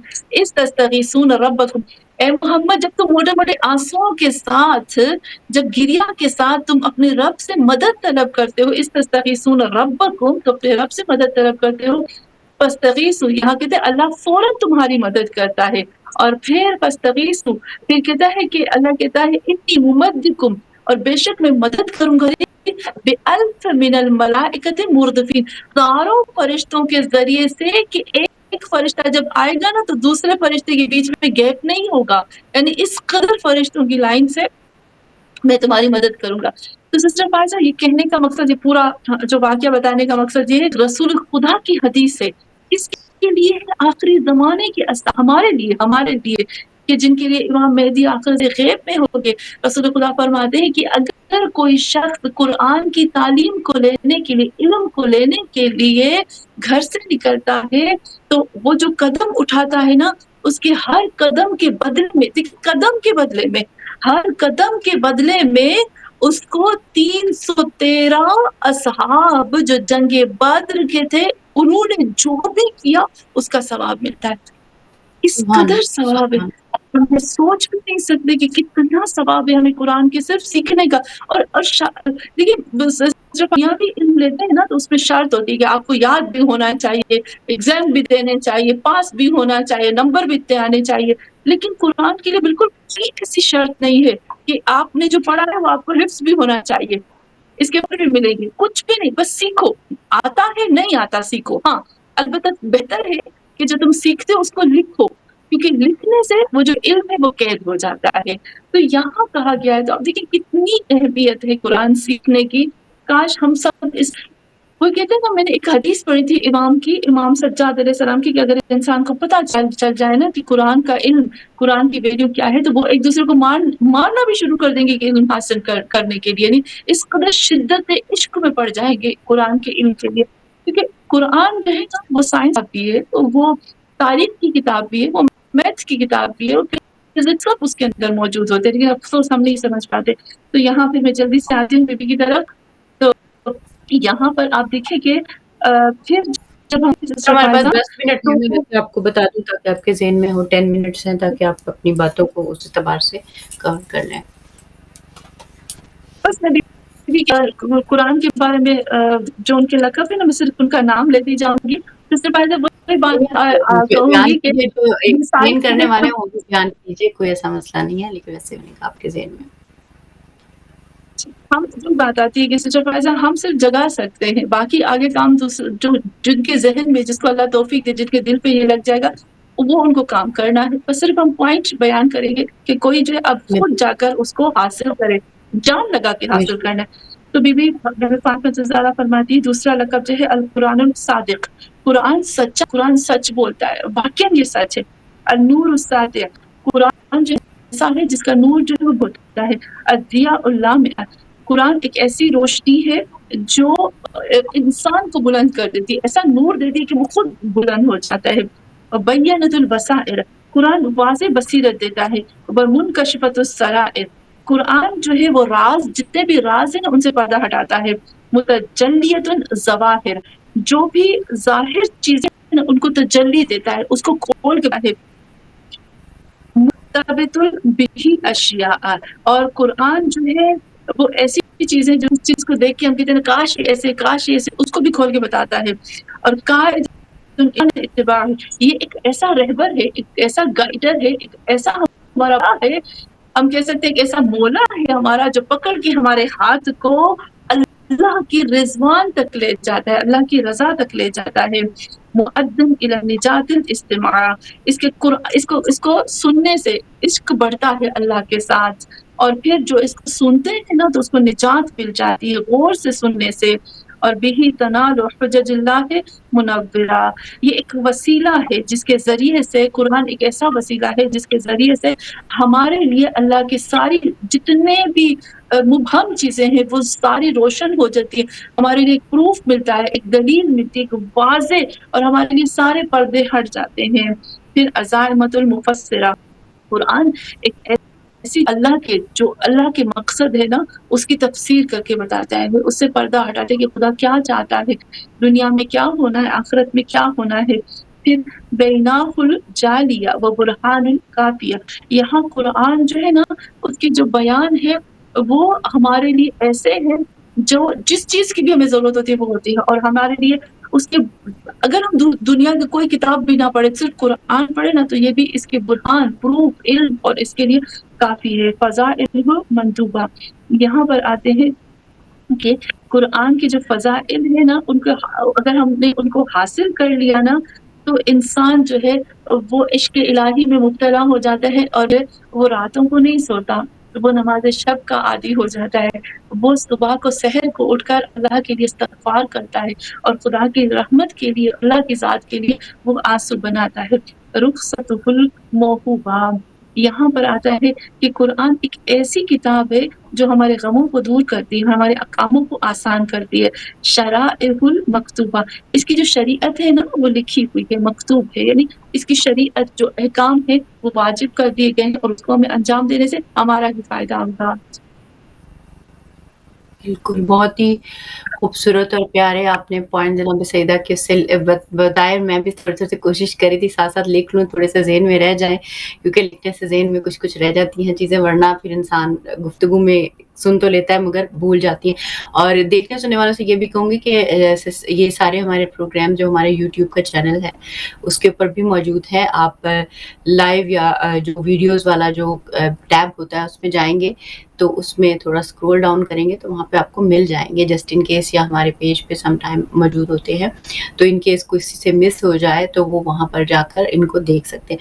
اچھا سسٹر، آخری 5 سے 6 منٹ ہے تو میں یہ چاہتی ہوں تھوڑا سا بیان کیجیے گا کہ ہم رسک لینا چاہتے ہیں نور کا اور ہدایت کا، اور قرآن جو جس طرح آپ نے کہا کہ فضائل کی ایک کتاب ہے جو لیتا ہے اس سے ظاہر ہے وہ بلند کر دیتی ہے، تو کس طرح اس دل کو تیار کریں گے، ذہن کو تیار کریں گے کہ اس رزق کو لے سکیں؟ کئی دفعہ رب تو دے رہا ہوتا ہے پر ہمارے پیندے الٹے ہوتے ہیں، ہمارے اندر گندگی ہوتی ہے، ہم متوجہ ہو کر بھی متوجہ نہیں ہوتے ہیں، ہمارے پاس اتنی غفلتیں، اتنی ڈسٹریکشنز اور سارا کچھ ہوتا ہے۔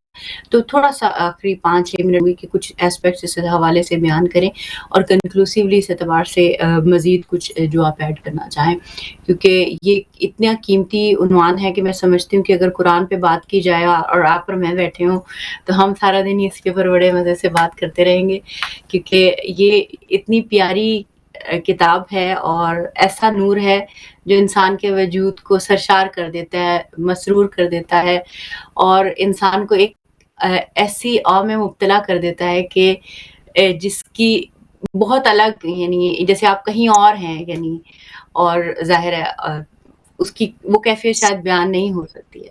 تو بہرحال کس طریقے سے آپ اس ساری گفتگو کو کنکلوڈ کریں گے؟ جی سسٹر فاضل جلدی سے بتاتی ہوں، مجھے پتا ہے ہمارے پاس ٹائم بہت ہو گئے۔ اب دیکھیے قرآن کی آیت ہے، سورہ انعام آیت نمبر ہے، سورہ انعام کی آیت نمبر ہے 149۔ اللہ کہتے ہیں فَلِلَّهِ الْحُجَّةُ الْبَالِغَةُ، اللہ جو حجت بالغہ ہے نا وہ صرف خدا کی ذات کے لیے ہے۔ اور پھر اللہ کے ہداہم، اللہ کہتے ہیں اگر اللہ چاہتا لہداہم اجمعین، اس حجت بالغہ کے ذریعے سے سب کو ہدایت دے دیتا ہے۔ اس کا مطلب کیا ہے کہ اللہ چاہتا تو دے دیتا لیکن اللہ نہیں چاہ رہا۔ اللہ کہتے ہیں تم خود آؤ، اللہ کہتے ہیں خود محنت کرو، جب تم خود محنت کرو گے تو تمہارے لیے راستوں کو کھول دوں گا۔ تو اس کے لیے ہمارے جو دلوں کے اندر کے نرم ہو جائے، قرآن چلا جائے، تو اس کے لیے ہمیں دل کو تیار کرنا ہے نا۔ محبت تو ہمیں سب کو، کوئی ایسا مسلمان آپ دکھا دے جو کہے کہ مجھے قرآن سے محبت نہیں، مجھے قرآن نہیں اچھا لگتا، قرآن کی اہمیت نہیں، امپاسبل ہے کہ کوئی مسلمان کرے۔ اگر وہ کہے گا تو مسلمان نہیں ہوگا، یعنی ہے۔ اب ہمیں اس کو لینے کے لیے ہمیں اپنے دلوں کو تیار کرنا ہے۔ दिल को तैयार करने के लिए क्या है, मैं जल्दी से इमाम जाफर सादिक अलैहिस्सलाम की हदीस बताती हूँ। इमाम फरमाते हैं अल-क़ल्बु हरमुल्लाह, दिल जो है ना वो अल्लाह का हरम है, सबके हरम है। यहाँ बेशक, इमाम फरमाते हैं ना कि मौला अली का हरम है, रसूल खुदा का हरम है। अल-क़ल्बु हरमुल्लाह, ये जो दिल है ना वो अल्लाह का हरम है। फ़ला तस्कुन फ़ी हरमिल्लाह गैरल्लाह, अल्लाह के घर में किसी और को मत बसा। जब तुम अल्लाह के घर के अंदर, जब दिल के अंदर तुम दुनियावी मोहब्बत रखोगे, किसी का बुग़्ज़ रखोगे, कीना रखोगे, नफ़रतें रखोगे, किसी के ऊपर हसद रखोगे, किसी को तोड़ने की कोशिश करोगे, तो कभी भी ये दारी उठ सकेगी। तो अपने ये जो कल्ब अल्लाह का, ये जो कल्ब है ना, ये हरमुल्लाह है। इस हरमुल्लाह में अल्लाह को, उसके कानून को रखो, उसके इश्क को रखो, उसकी मोहब्बत को रखो, उसकी मखलूक़ात को माफ़ करो और फिर छोड़ते जाओ। और फिर बुग़्ज़, कीना, हसद, नफ़रत, दुश्मनी, इस गंदगी को साफ़ करो। फिर देखो कैसे तुम अंदर ये जो कुरान की तालीमात है ना वो किस तरह से आती हैं। जी। बिल्कुल। बिल्कुल इसमें कोई शक नहीं है। अच्छा सिस्टर, थोड़ा-सा अभी 2 मिनट हमारे पास और हैं वैसे। अगर आप इसमें कुछ ऐड करना चाहें कि अगर किसी ने आगाज़ करना है, मसलन अब शुरू करना चाहता है, तो क्या करे कि मसलन ये 2-3 स्टेप्स मैं लूँ कि कुरान की समझने की कोशिश करूँ। वैसे अगर हम एक आयत भी डेली की तैयार करें तो मेरे ख़्याल से 30 दिनों में 30 आयत बहुत अच्छे अंदाज़ से, जिसमें आप ये रिकॉग्नाइज़ कर सकें कि इसम कौन है, फ़ेल कौन है, किस वर्ड का क्या मतलब है। तो आहिस्ता-आहिस्ता अल्लाह ताला रहनुमाई करता है, कुछ न कुछ ज़हन में पड़ने लग जाता है। लेकिन आप किस तरह रहनुमाई करेंगे कि कोई सीखना चाहे तो? मैं वही कहती हूँ कि सिस्टर फ़ायज़ा, के सीखने के लिए सबसे पहले मोटिवेशन होना ज़रूरी है। ये लेकिन और ये जो हमारे अंदर ये जो जोश और जज़्बा है ना, ये जज़्बा जो सीखने, ये सिर्फ़ होना चाहिए, थोड़े टाइम के लिए नहीं होना चाहिए, ये हमेशा के लिए फॉरएवर होना चाहिए। सबसे पहली चीज़ जो हमारे अंदर ये होनी चाहिए, अगर ये होगी ना तो कुछ भी हो जाएगा, हम सीख लेंगे। और नहीं तो आगे जाके हम ये कहते हैं अल्लाह मुश्किल है, नहीं आता, नहीं आता, नहीं आता, ऐसा नहीं है। और दूसरी बात ये है कि इतना मुश्किल नहीं है, हम सबको पता है कि हमारी जो रोज़मर्रा की ज़बान होती है, हर ज़बान में एक नाउन होता है और फिर वर्ब होते हैं और फिर हमें पता है कि प्रीपोज़िशंस होती है। ये सब सबको पता है कि ये होती है, एक नॉर्मल सी चीज़ है। बस थोड़ा-सा हमें उसके ऊपर फोकस रखना पड़ेगा, वक़्त को निकालना है और फिर सीरियस होना है। ऐसा नहीं इसको मज़ाक में ही ले लिए है, ये एक सीरियस चीज़ है। इसको हमें जो है ना बिल्कुल मज़बूत तरीके से लेना है। 3 चीज़ें, 4 चीज़ें हमें खुद के अंदर एक जज़्बे के रखना है ना, इसे आसानी से हो जाती है। और ग्रामर तो बहुत ज़रूरी है कुरान को सीखने के लिए। अगर हम गहराई में जाना चाहते हो और उसकी गहराई में जाकर उसको नहीं कहते हैं ना, अंदर दरिया के अंदर, समुद्र के अंदर जाकर अगर हमें हीरे मोती लाने हैं तो फिर हमें ग्रामर बहुत ज़रूरी है हमारे लिए सीखना, वरना हम अच्छे से नहीं सीख पाएँगे। जी। मेरे लिए तो ये बिल्कुल। पॉइंट्स बहुत अहम हैं। बिल्कुल, आपने बहुत ही खूबसूरत तरीके से बयान किया। इसमें दूसरी चीज़ ये है कि हमें थोड़ा-सा अल्लाह ताला से तलब भी करना चाहिए। जैसे आपने मोटिवेशन और इंस्पिरेशन की बात की है या ताल्लुक़ की बात की है, तो रब ताला से ताल्लुक़ यानी मैं जनरली कह रही हूँ कि कई दफ़ा जिस आपने तौफ़ीक की भी बात की थी, कई दफ़ा तौफ़ीक होती है, हम जैसे ही मगरूर होते हैं और ज़हन में आता है पता नहीं क्या सीख रहे हैं और क्या हो रहा है, हम बड़े नेक और पाक हैं और फलाँ-फलाँ, मतलब एक इंसानों में कई दफ़ा आ जाता है कि वो सीखना शुरू करते हैं कोई चीज़ और फिर वो इसी तरह फिर वहीं पे गिर जाते हैं।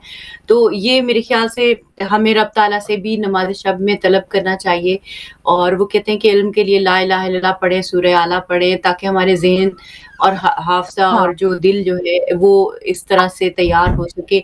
जैसे आपने पिछले प्रोग्राम्स में भी ज़िक्र किया था कि जनाब सईदा से तवस्सुल करें इल्म के लिए भी ज़ाहिर है, अगर हम वो जिस तरह आपने दुरूद और एक ज़िक्र हमने बिस्मिल्लाह वाली दुआ जिस तरह आपने बताई थी, तो जिस तरह ये सब दुआएँ हैं, ये भी रिस्क हैं, जिनके ज़रिए इस रिस्क की तरफ हम बढ़ सकते हैं। बहुत-बहुत शुक्रिया सिस्टर मकसूदा, मैं तहे दिल से आपकी ममनून और मशकूर हूँ कि इस खूबसूरत और अहम टॉपिक पे आपने हमारा साथ दिया।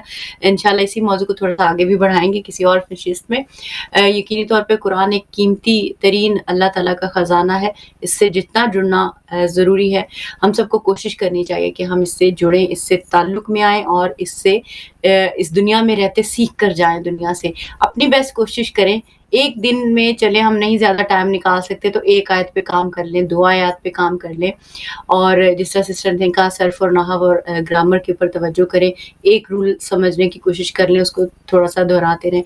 तो छोटी-छोटी एफ़र्ट्स इंसान को कहीं न कहीं पहुँचा देती हैं, मगर कुछ ना करना बहुत बड़े जम की वजह से वो इंसान को कहीं नहीं ले जाता। बहरहाल अब हम बढ़े हमारे दूसरे टॉपिक की तरफ, और जो बहुत ही खूबसूरत और अहम टॉपिक है इसी तरह से, जिसमें हम बात करेंगे जनाब इमाम ज़माना और यानी महदवियत का और जनाब सैयदा फ़ातिमा सलामुल्लाह अलैहा का ताल्लुक़ क्या है, और इस ताल्लुक़ की बुनियाद में, और इसके साथ साथ ज़ाहिर है जिस तरह अय्याम फ़ातिमिया भी गुज़रे तो कुछ इस नहज पे भी बात होगी कि जनाब सैयदा फ़ातिमा सलामुल्लाह अलैहा के बाद इमाम अली अलैहिस्सलाम की जो कैफ़ियत थी, वैसे तो ये हम सबको खुद चाहिए कि हम अपने तौर पर रिसर्च करें और उसमें देखें कि इमाम अली अलैहिस्सलाम की क्या कैफ़ियत थी, उनके क्या अल्फाज थे, उन्होंने क्या कहा, वो किस कैफ़ियत और दर्द और अज़ियत से गुज़रे सारे जो यानी अय्याम के बाद। ज़ाहिर है उनकी ज़िंदगी में एक सबसे अनमोल और कीमती रिश्ता जनाब सैयदा से उनका रिश्ता था। तो इस एतबार से भी हम कुछ जानने की और समझने की कोशिश करेंगे, और जनाब सैयदा ने किस तरह इमाम वक्त को पुकारा जब उनको यानी ज़र्ब पहुंची पहली, और इस तरह से इन चीज़ों पे हम बात करेंगे। हमारे साथ मौजूद है आगा तसव्वुर अब्बास जाफ़री साहब, हम उनको खुशामदीद कहेंगे और उनका शुक्रिया अदा करेंगे कि उन्होंने हिदायत टीवी के लिए ख़ुसूसी वक्त निकाला इस अहम मौजू के ऊपर बात करने के लिए।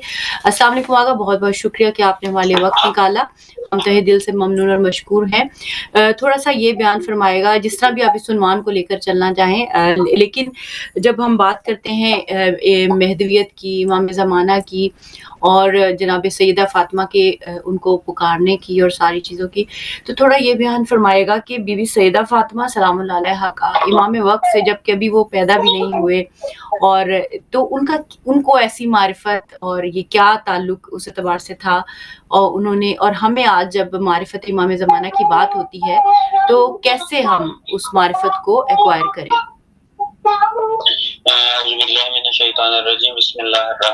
सबसे पहले देखने वाले तमाम नाज़रीन को जो अय्याम गुजरे हैं अय्याम फ़ातिमिया ज़ाहिरन उम्मत इस्लामिया के ऊपर और मिल्लत इस्लामिया, मैं यूँ कहूँ कि इंसानियत के लिए ये इससे बड़े गमी के अय्याम नहीं है कि जो हम गुजार रहे हैं और गुजार चुके हैं कि जनाब सैयदा सलामुल्लाह अलैहा की शहादत, और इस तरीके से शहादत के वाक़ियन मजलूम तो थी बाबा की वफ़ात के बाद, लेकिन आज तक शहादत के बाद आज तक वो मजलूमियत जारी है, और वो मजलूमियत के जिसको याद करके मौला अली रोते रहे, जिसको याद करके बाद जनाब सैयदा मौला अली ये गमगीन रहे, तो वाक़ियन ये अय्याम सख्त हैं। जिस तरह आपने अर्ज़ किया कि इमाम ज़माना जल्लल्लाहु ताला फ़रजहु शरीफ का और महदवियत का ताल्लुक क्या है, तो मैं इमाम ज़माना जल्लल्लाहु ताला फ़रजहु शरीफ की एक हदीस है, वो तोकी के नाम से मशहूर है, यानी वो अक़वाल के जो इमाम ज़माना ने बयान किए हैं और हम तक पहुंचे हैं, उनमें से एक तोकी है। तोकी में इमाम ज़माना जल्लल्लाहु ताला फ़रजहु शरीफ जनाब सैयदा फ़ातिमा ज़हरा सलामुल्लाह अलैहा के बारे में बहुत ही पुरमाना जुमला फरमाते हैं, और वाक़ियन वो जुमला वाज़े करता है कि किस तरीके से फ़ातिमिया का, किस तरीके से जनाब सैयदा का इमाम महदी के साथ, किस तरीके से जनाब सैयदा का महदवियत के साथ, किस तरीके से फ़ातिमिया का महदवियत और निज़ाम महदवियत के साथ एक ताल्लुक था, वो ये वाज़े करता है। इमाम ज़माना तोकी में फरमाते हैं वफ़ी इब्नती रसूलिल्लाह सल्लल्लाहु अलैहि व आलिहि उस्वतुन हसना, यानी इमाम फरमाते हैं कि हमारे लिए, यानी खुद फी इब्नती रसूलिल्लाह सल्लल्लाहु अलैहि व आलिहि उस्वतुन हसना, यानी मेरे लिए क्या है, यानी हम तमाम खुद इमाम अपने आप को मुखातब होकर और फिर तमाम आइम्मा को शामिल करके फरमाते हैं कि हम सब आइम्मा के लिए, हम सब खुदा की हुज्जतों के लिए जो उसवा है वो जनाब सैयदा का उसवा है। वाकई अगर इस चीज को देखा जाए कि खुद इमाम वक्त इमाम ज़माना क्या कह रहे हैं कि जनाब सैयदा हमारे लिए उसवा हैं, तो वाकई आज अगर देखा जाए कि अगर कोई शख्स अपने वक्त के इमाम के लिए क़याम करना चाहता है, अपने वक्त के इमाम के लिए खड़ा होना चाहता है, अपने वक्त के इमाम को पुकारना चाहता है, अपने वक्त के इमाम की मदद करना चाहता है, अपने वक्त के इमाम की नुसरत करना चाहता है, तो उसके लिए इमाम ज़माना जल्लल्लाहु ताला फरजहु शरीफ के कौल के मुताबिक, फरमान के मुताबिक उसके लिए उसवा जनाब सैयदा की ज़ात होनी चाहिए। और मैं थोड़ा सा یہاں یہ بھی عرض کرتا چلوں گا کہ جو کہ ایام شہادت گزر چکے ہیں، تو ایام شہادت کے بعد مولا علی علیہ السلام کی کیا کیفیت تھی، یعنی کس کیفیت کے ساتھ انہوں نے جناب سیدہ کو دفن کیا، اور دفن کرنے کے بعد کیا حالات تھے جناب امیر المومنین علی بن ابی طالب کے اوپر، اور کس طریقے سے انہوں نے اپنے آپ کو مینیج کیا اور ہینڈل کیا۔ تو امام علی علیہ السلام جب شہادت ہو چکی اور وصیت کے مطابق کہ امام علی علیہ السلام کو جو جناب سیدہ نے وصیت کی تھی، وَدَفِّنْنِي فِي اللَّيْلِ وَكَفِّنْنِي فِي اللَّيْلِ، دفن کرنا رات کے وقت، مجھے کفن و حنوط دینا رات کے وقت، وَغَسِّلْنِي باللیل، اور مجھے غسل دینا رات کے وقت۔ اور پھر جو وصیت کی کہ میں نہیں چاہتی کہ جن سے میں ناراض ہوئی، جنہوں نے مجھے اذیت دی، جنہوں نے مجھے رنج پہنچایا، وہ میرے جنازے میں شریک ہوں۔ تو امام علی علیہ السلام نے اس وصیت کو اپناتے ہوئے، اس وصیت کے اوپر عمل پیرا ہوتے ہوئے جناب سیدہ کو رات میں غسل دیا، رات میں کفن دیا، اور رات میں ہی تشییع جنازہ ہوئی، اور رات میں ہی قبر بنا کے قبر کے نشان مٹا دیے۔ روایت کے مطابق مولا علی نے 40 نشان بنائے قبر کے، اور 40 نشان بنا کے جب واپس آ رہے تھے،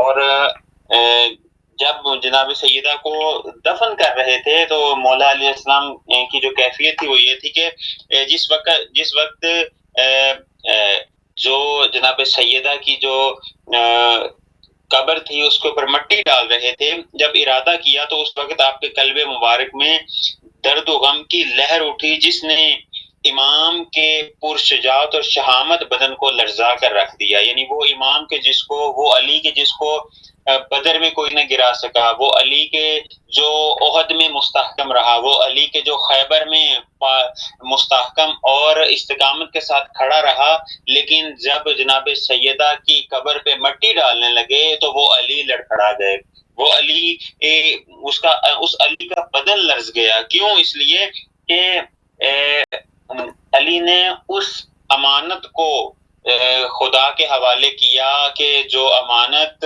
واقعا رسول خدا صلی اللہ علیہ وآلہ وسلم کی، جسے کہہ لیں کہ ایک قلب نورانی تھا، ایک جگر کا ٹکڑا تھا، اس کو اس طریقے سے واپس کیا کہ خود جب مولا علی قبر میں ڈال رہے تھے تو افسوس کر رہے تھے کہ یا رسول اللہ، میں آپ سے معذرت خواہ ہوں کہ میں آپ کو وہ امانت جس طریقے سے آپ نے مجھے دی تھی، میں اس طریقے سے آپ کو لوٹا نہ سکا، اور ضبط نہ رہا، اور آپ نے آپ کی آنکھوں کے جام چھلک اٹھے، یعنی آنکھوں سے آنسو آنا شروع ہو گئے، اور آپ کی ریش مبارک کیا ہو گئی؟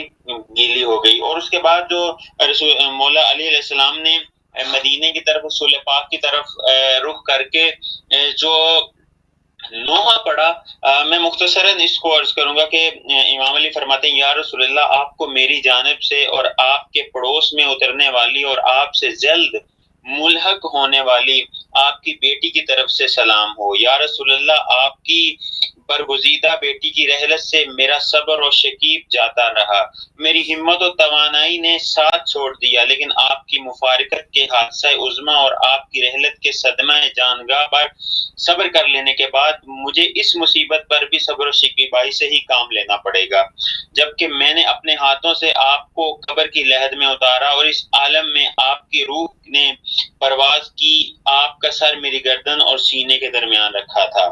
یہ امانت پلٹائی گئی، گروی رکھی ہوئی چیزیں چرا لی گئیں، لیکن یہ میرا غم بے بیان اور میری راتیں بے خواب رہیں گی، یہاں تک کہ خداوند عالم میرے لیے بھی اسی گھر کو منتخب کرے جس میں آپ رونق افروز ہیں۔ وہ وقت آ گیا کہ آپ کی بیٹی آپ کو بتائیں کہ کس طرح آپ کی امت نے ان پر ظلم ڈھائے، آپ ان سے پورے طور پر پوچھیں اور تمام احوال و واردات دریافت کریں۔ یہ ساری مصیبتیں ان پر بیت گئیں، حالانکہ آپ کو گزرے ہوئے کچھ عرصہ ہی نہیں ہوا تھا، اور نہ آپ کے تذکروں سے زبانیں بند ہوئی تھیں۔ آپ دونوں پر میرا سلام رخصتی ہو، نہ ایسا سلام جو کسی ملول و دل تنگ کی طرف سے ہوتا ہے۔ اب اگر میں اس جگہ سے پلٹ جاؤں تو اس لیے نہیں کہ آپ سے میرا دل بھر گیا ہے، اور اگر ٹھہرا رہوں تو اس لیے نہیں کہ میں وعدہ سے بدظن ہوا ہوں جو اللہ نے صبر کرنے والوں سے کیا ہے۔ اس کے بعد مولا علی، چونکہ یہ وہ کلمات ہیں، یہ وہ نوحہ ہے جو بعد از تدفین مولا علی نے عرض کیا ہے. آگے چل کے پھر مختصر میں اس کو عرض کروں گا، پھر اپنے موضوع کی طرف آؤں گا. اگرچہ غم و اندوہ گراں ہے لیکن صبر مبارک تر و زیبا تر ہے. اگر ہم پر تجاوز کاروں کا غلبہ نہ ہوتا، اے بنت پیغمبر تیری تربت پر ڈیرے ڈال دیتا. اعتکاف نشینوں کی طرح بیٹھا رہتا، میں اس مصیبت پر اس طرح گریہ وزاری کرتا جس طرح مائیں جوان مرگ بیٹے پر روتی ہیں. ہاں، اللہ کے نبی آپ کی حبیبہ دختر محضر خداوندی میں مخفیانہ دفن کی گئیں. ان کے حقوق از راہ جبر روک لیے گئے، اعلان ان کی میراث ہتھیار لی گئی. اب آپ کی رحلت کو زیادہ دن نہیں ہوئے تھے، اب آپ کے تذکرے پرانے نہیں ہوئے تھے.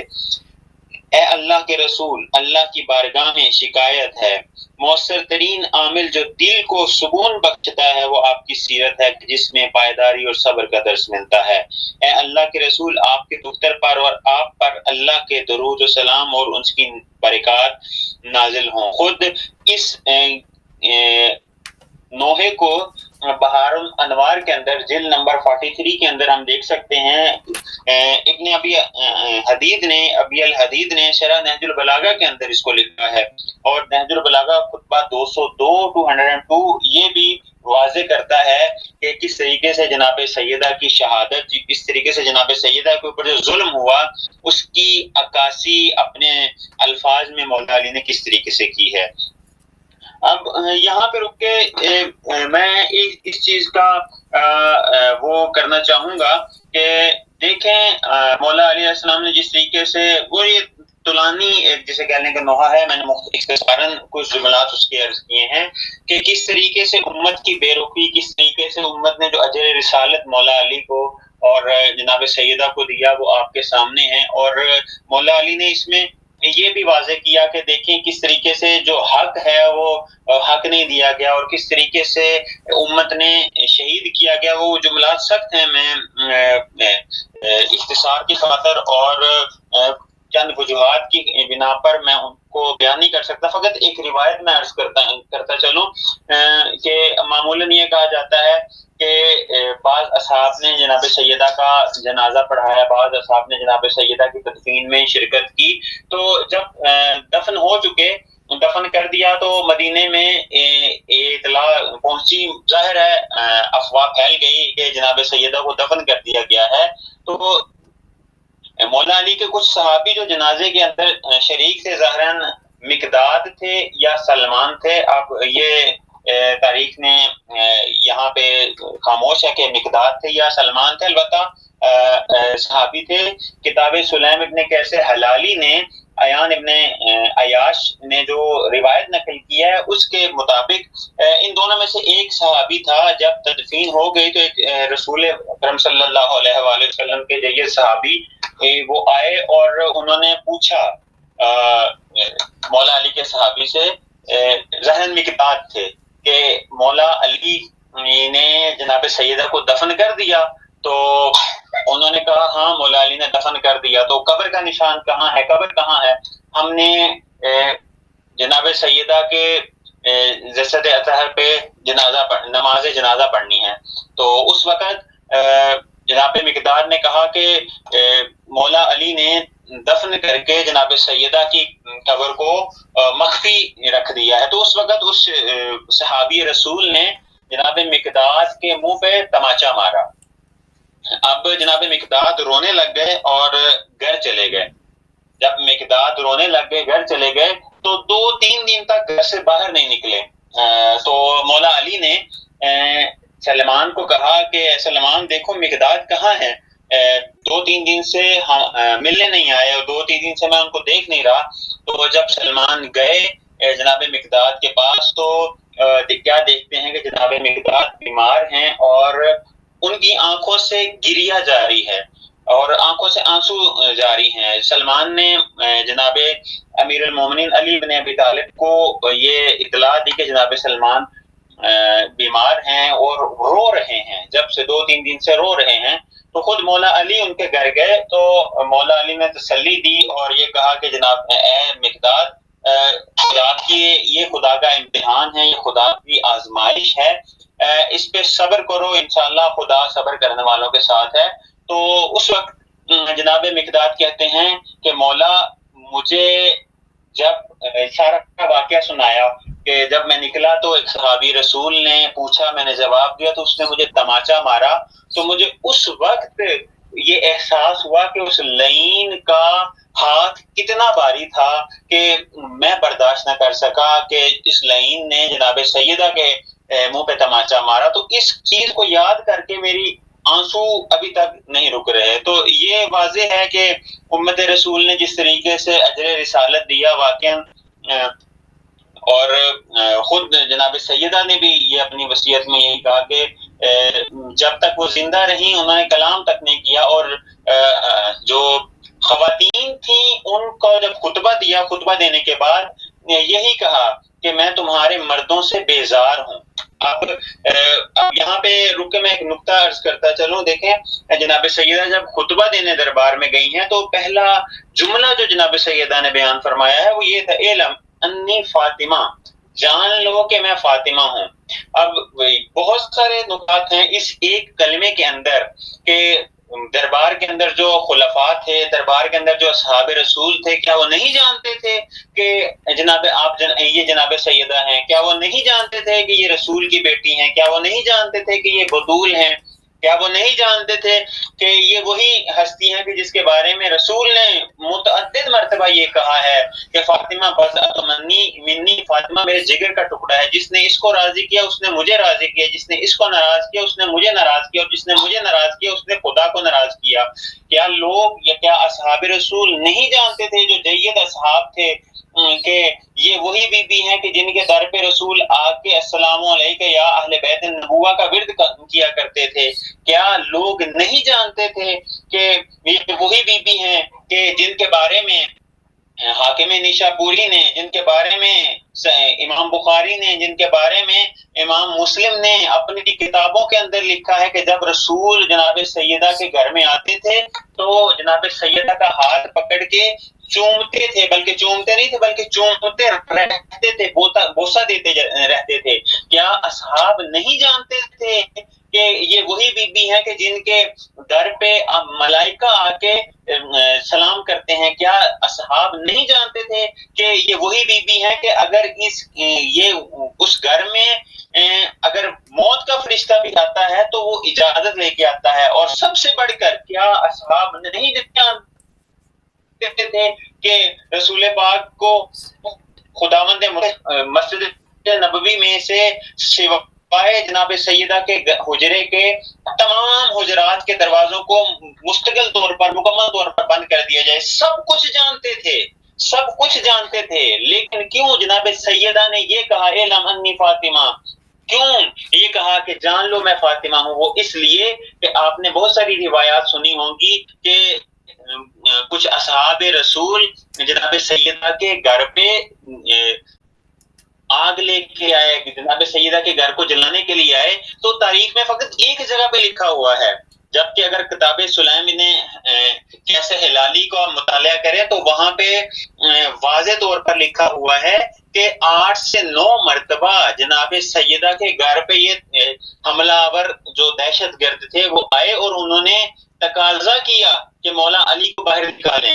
اور ایک دفعہ تو یہ روایت کے یہ جملے ہیں کہ جب پتہ چلا جناب امیر المومنین کو، ایک دفعہ جناب سیدہ اکیلی تھی، آپ اندازہ لگائیے امت مسلمہ کی جرت کا، اور میں اب ازراہ ادب میں وہ جملات استعمال نہیں کرنا چاہتا کہ وہ کیسے اصحاب رسول تھے کہ رسول کی بیٹی رسول زادی کہ جو وجہ تخلیق کائنات ہے، کہ جو محور توحید ہے، جو محور حدیث قصہ ہے، جو محور میدان مباہلہ ہے، جو محور ہر ایک میدان میں آپ دیکھ لیں کہ وہ محور ہے۔ رسول بھی جس کو اپنی ماں کہتے ہیں، ام ابیہ کہتے ہیں، وہ گھر میں اکیلی ہیں اور اکیلی سیدہ کے در پہ دستک دی گئی کہ علی کو باہر نکالو وإلا ہم گھر کو آگ لگا دیں گے۔ یہ 7 سے 8 مرتبہ ایسا ہوا ہے. اس لیے جناب سیدہ نے آ کے دربار میں یہ کہا علم انی فاطمہ، جان لو میں فاطمہ ہوں.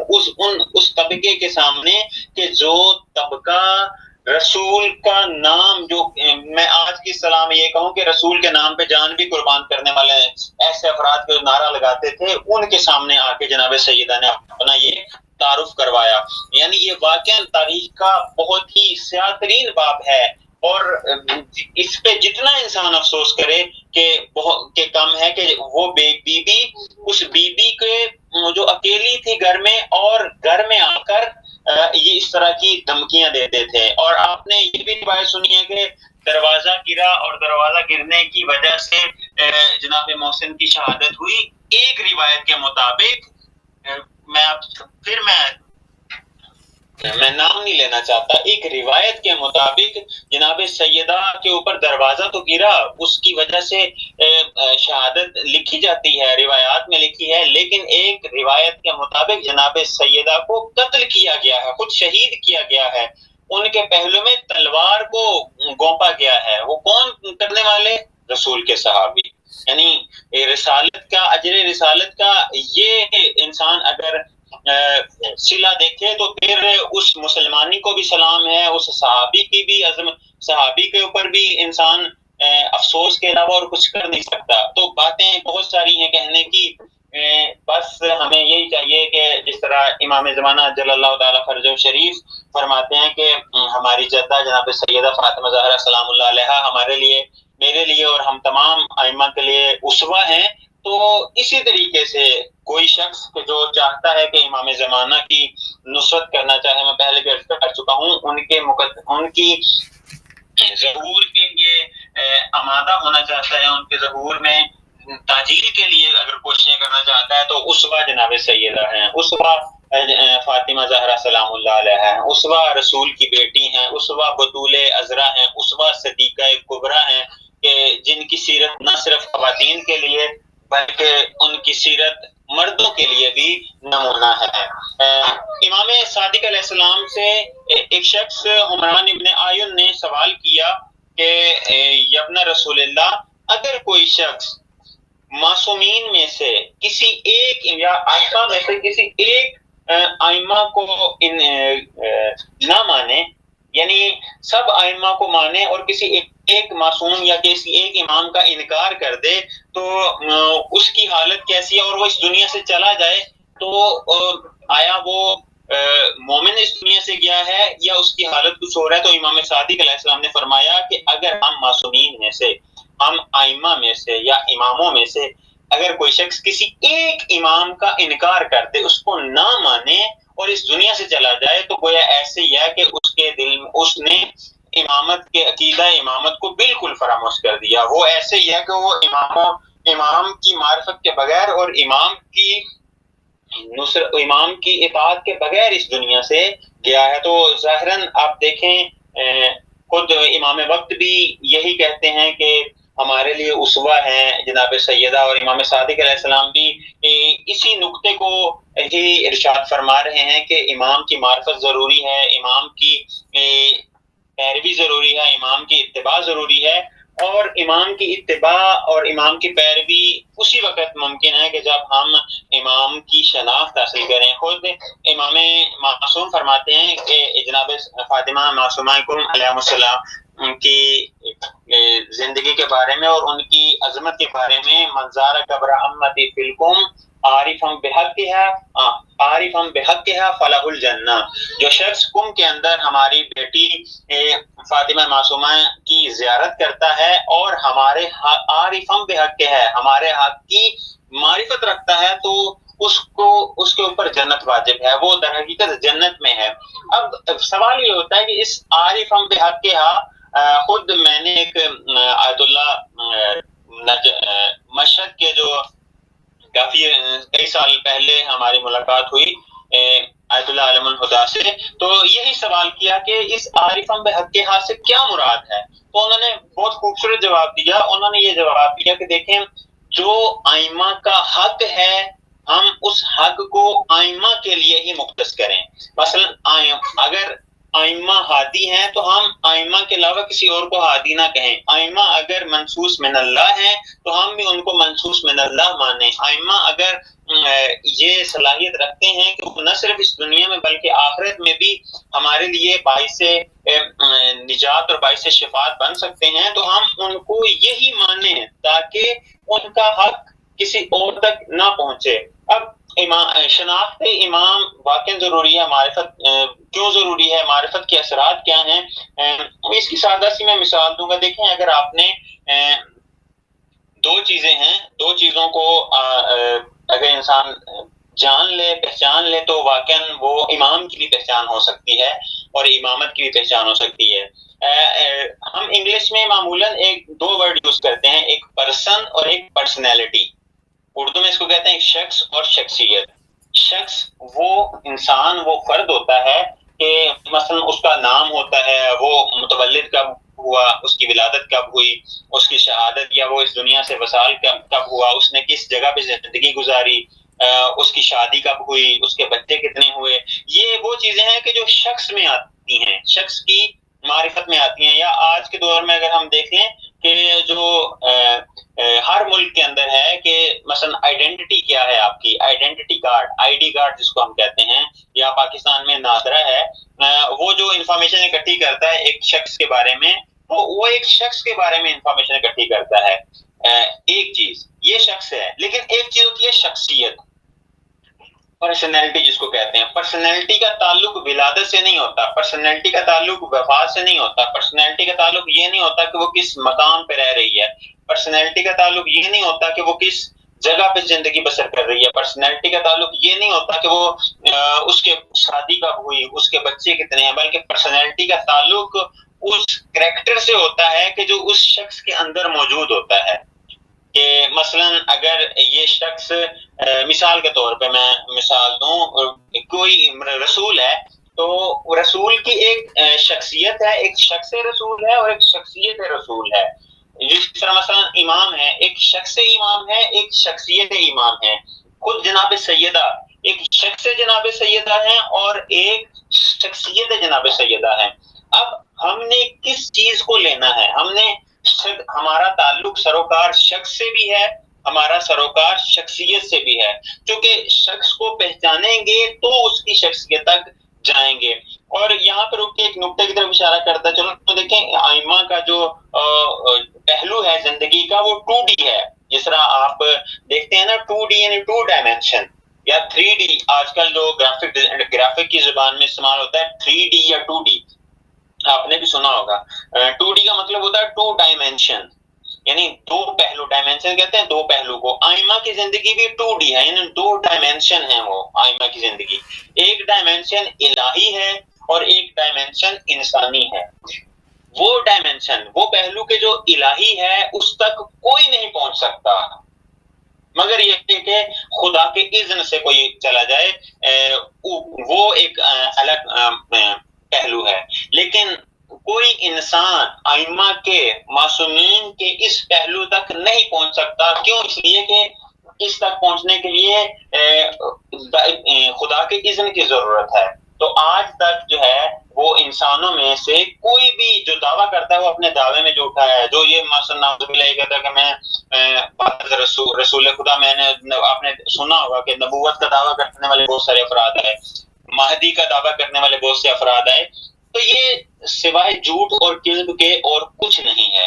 چونکہ اس کو انما یرید اللہ لیذھب عنکم الرجس اہل البیت ویطہرکم تطہیرا، یہ مصداق ہے کہ ائمہ کی جو پہلو، جو الہی پہلو ہے، اس کے اوپر دلیل ہے کہ ائمہ کے اس پہلو تک کوئی انسان نہیں پہنچ سکتا. لیکن جو دوسرا انسانی پہلو ہے، یہ مہم نقطہ ہے. انسانی پہلو ہے جناب سیدہ کا، رسول پاک کا، مولا علی کا، تمام ائمہ کا، اور بالخصوص امام زمانہ اجل اللہ تعالی فرجہ الشریف کا. اس تک ہم رسائی حاصل کر سکتے ہیں کیونکہ اس کے لیے خود کیا فرماتے ہیں، خود قرآن کے اندر بھی ہے، رسول پاک کی احادیث میں بھی ہمیں ملتا ہے. حضرت ابراہیم کا جو قرآن پاک نے تذکرہ کیا اس کے اندر بھی ہمیں ملتا ہے کہ وہ اسوہ حسنہ ہے. رسول پاک ہمارے لیے اسوہ حسنہ ہے. جناب سیدہ ہمارے لیے اسوہ حسنہ. خود میں نے جو قول پڑھا آپ کی شروع میں اس سے بھی یہی واضح ہوتا ہے کہ جناب سیدہ اسوہ حسنہ یعنی وہ پہلو کہ جو انسانی پہلو ہے. اب یہاں پہ ایک چیز کا کو دیکھنا بھی ضروری ہے کہ یہ جو انسانی پہلو ہے یہ فقط ہم یہ مان لیں کہ یہ انسانی پہلو ہے، یہ ہمیں قیامت والے دن ہم ان کی شفاعت حاصل کریں گے، قیامت والے دن ہمیں یہ آگ سے بچا لیں گے. نو ڈاؤٹ ایسا ہوگا، لیکن اس کے کچھ شرائط ہیں. وہ کون کون سی شرائط ہیں کہ ہم اس اسوے کو پریکٹیکلی اپنی عملی پریکٹیکل لائف میں لاگو کریں. میں پرسوں یہ پڑھ رہا تھا خدا کی جو صفات ہیں انسان کو چاہیے کہ ان صفات کو اپنے اندر اجاگر کرے. مثلا خدا رحیم ہے، خدا بالکل. آغا صرف 2 منٹ ہیں، 2 سے 3 منٹ میکسیمم ہمیں کنکلوڈ کرنا ہے. ٹھیک انشاءاللہ. تو خدا اگر رحیم ہے تو ہم بھی اپنی زندگی کے اندر، ہم بھی اپنی لائف میں خدا کی صفت کو اجاگر کریں. خدا رحمان ہے، خدا بخشش ستار العیوب ہے، ہم بھی دوسروں کے اس کو وہ کریں. اب میں انتہائی اختصار کے ساتھ عرض کروں کہ امام کی شناخت کیوں ضروری ہے. اس لیے کہ امام کی شناخت کے لیے کچھ شرائط ہیں. ایمان کی شرط امام کی شناخت کے اوپر موقوف ہے. خدا کی معرفت امام کی شناخت کے اوپر موقوف ہے. انسان کے لیے خدا کی طرف سے ہادی ہے، امام ہادی ہے، یہ موقوف ہے امام کی شناخت کے اوپر. اور خود اب شناخت کیسے کریں، میں نے جس طرح عرض کیا کہ انسان پہلے امام کی زندگی کا مطالعہ کرے، مطالعہ کرنے کے بعد پھر انسان کیا کرے، اس امام اس ہستی کے کلمات اور اقوال کا مطالعہ کرے کہ انہوں نے کون کون سے اقوال بیان کیے ہیں. پھر انسان اپنی تہذیب نفس کرے، تہذیب نفس کے بعد تقوی الہی کو اختیار کرے اور ان کے اوپر عمل کرے، اور عمل کرنے کے بعد اپنے آپ کو گناہوں سے بچائے. خود آپ نے بھی ظاہراً ایک دفعہ پہلے بھی سوال کیا تھا کہ امام کی معرفت کیسے کریں. ہمیں یہ تو پتہ ہوتا ہے کہ ہم معرفت کریں، امام کی معرفت کریں اور ائمہ کی معرفت کریں. امام صادق علیہ السلام کی وصیت ہے ایک آخری وقتوں میں، کتاب کا نام حجت البیضہ جلد نمبر 2 صفحہ نمبر 274 یا 273 کے اوپر یہ حدیث موجود ہے جس میں امام صادق علیہ السلام فرماتے ہیں. ظاہر میں نے پہلے بھی ایک دفعہ عرض کی ہے، اس میں امام صادق علیہ السلام فرماتے ہیں. اب یہ دیکھیں امام کی معرفت کیسے کی جاتی ہے. امام کی معرفت یہ کہہ دینا کہ میں امام کی معرفت رکھتا ہوں یہ اور بات ہے، اور امام کی معرفت خود امام کہہ رہے ہیں کہ ہماری معرفت اگر کرنی ہے تو یہ طریقہ، یہ روڈ میپ ہے، اس کے ذریعے سے آپ کیا کرو، امام کی معرفت حاصل کرو. امام کیا فرماتے ہیں، اوصیکم بتقوی اللہ والورع والاجتہاد وصدق الحدیث واداء الامانہ وحسن الخلق والجوار وکون زینا ولا تکون شینا. امام صادق علیہ السلام فرماتے ہیں، وصیت کرتے ہیں کہ اگر کوئی شخص امام کی معرفت حاصل کرنا چاہتا ہے تو اس کے لیے ضروری ہے کیا کرے، تقوی الہی کو اختیار کرے، خدا کی راہ میں آگے بڑھے، خدا کی معرفت کو اپنائے، خدا کے اولیاء اور خدا کے جو برگزیدہ نمائندے ہیں ان کی معرفت حاصل کرے، سچ بولے، امانت دار ہو، اپنے پڑوسیوں کے ساتھ، اپنے ہمسایوں کے ساتھ اچھا سلوک کرے. اور ایک نقطہ یہاں پہ آ کے اپنے حدیث بہت ساری سنی ہوگی بہت ساری جگہوں پہ، مکون زینا ولا تکون شینا، اور ہمارے لیے باعث زینت بنے، باعث ننگو آر مت بنے. بس جو شخص بھی امام معصوم کی فرق نہیں پڑتا، وہ رسول خدا ہوں، وہ جناب سیدہ ہوں، وہ مولا علی ہوں، یا تمام معصومین ائمہ امام مہدی تک، اگر کوئی شخص ان کی معرفت حاصل کرنا چاہتا ہے تو معرفت کا جو زینہ ہے وہ یہ ہے کہ وَكُونُ زَيْنَ وَلَا تَكُونُ شَيْنَ. یہ نقطہ ہے، یہ وہ فارمولہ ہے کہ ہمارے لیے باعث زینت بنو، باعث ننگو آر مت بنو. اب کچھ چیزیں ہیں کہ باعث زینت بن سکتا ہے انسان، باعث ننگو آر نہیں بن سکتا. اس کا ایک فارمولہ اور میں اختتام کروں گا کہ ہم کیسے معلوم ہو کہ ہم اپنے وقت کے امام کے لیے باعث زینت ہیں، باعث ننگو آر نہیں ہیں. ہر وہ شخص جو اپنے والدین کے لیے باعث زینت بن سکتا ہے یا وہ بنتا ہے، وہ اپنے وقت کے امام کے لیے بھی باعث زینت بن سکتا ہے. یعنی وہ شخص کے جو والدین کے لیے باعث زینت بنتا ہے، وہ امام کے، اس کے اندر یہ صلاحیت ہوتی ہے کہ وہ امام کے لیے بھی باعث زینت بن سکے. لیکن خدا نہ خواستہ اگر کوئی شخص اپنے والدین کے لیے باعث زینت نہ بن سکے تو وہ یہ سوچنا چھوڑ دے کہ وہ اپنے وقت کے امام کے لیے بھی باعث زینت بن سکے گا. بس یہ فارمولہ ہے کہ امام کی معرفت کا، کہ اگر ہم امام کی معرفت حاصل کر سکیں، کرنا چاہیں تو پھر وکون زینا والا تکون شینا کا مصداق ہمیں بننا پڑے گا. الہی آمین انشاءاللہ. بہت بہت شکریہ آغا تصور باز جعفری صاحب ہمارے ساتھ موجود تھے. ہم تہہ دل سے ممنون اور مشکور ہیں. آپ نے بہت خوبصورت انداز سے بہت اہم مطالب ہمارے ساتھ شیئر کیے، اور دیکھنے سننے والوں سے یہی کہیں گے کہ جیسے آغا نے فرمایا کہ ہم سب باعث زینت بنے اپنے وقت کے امام کے لیے، ان کے لیے باعث ننگوار نہ بنے، اور کوشش کریں کہ اس معرفت کو حاصل کریں. اپنا بہت خیال رکھیے گا. اللہ حافظ.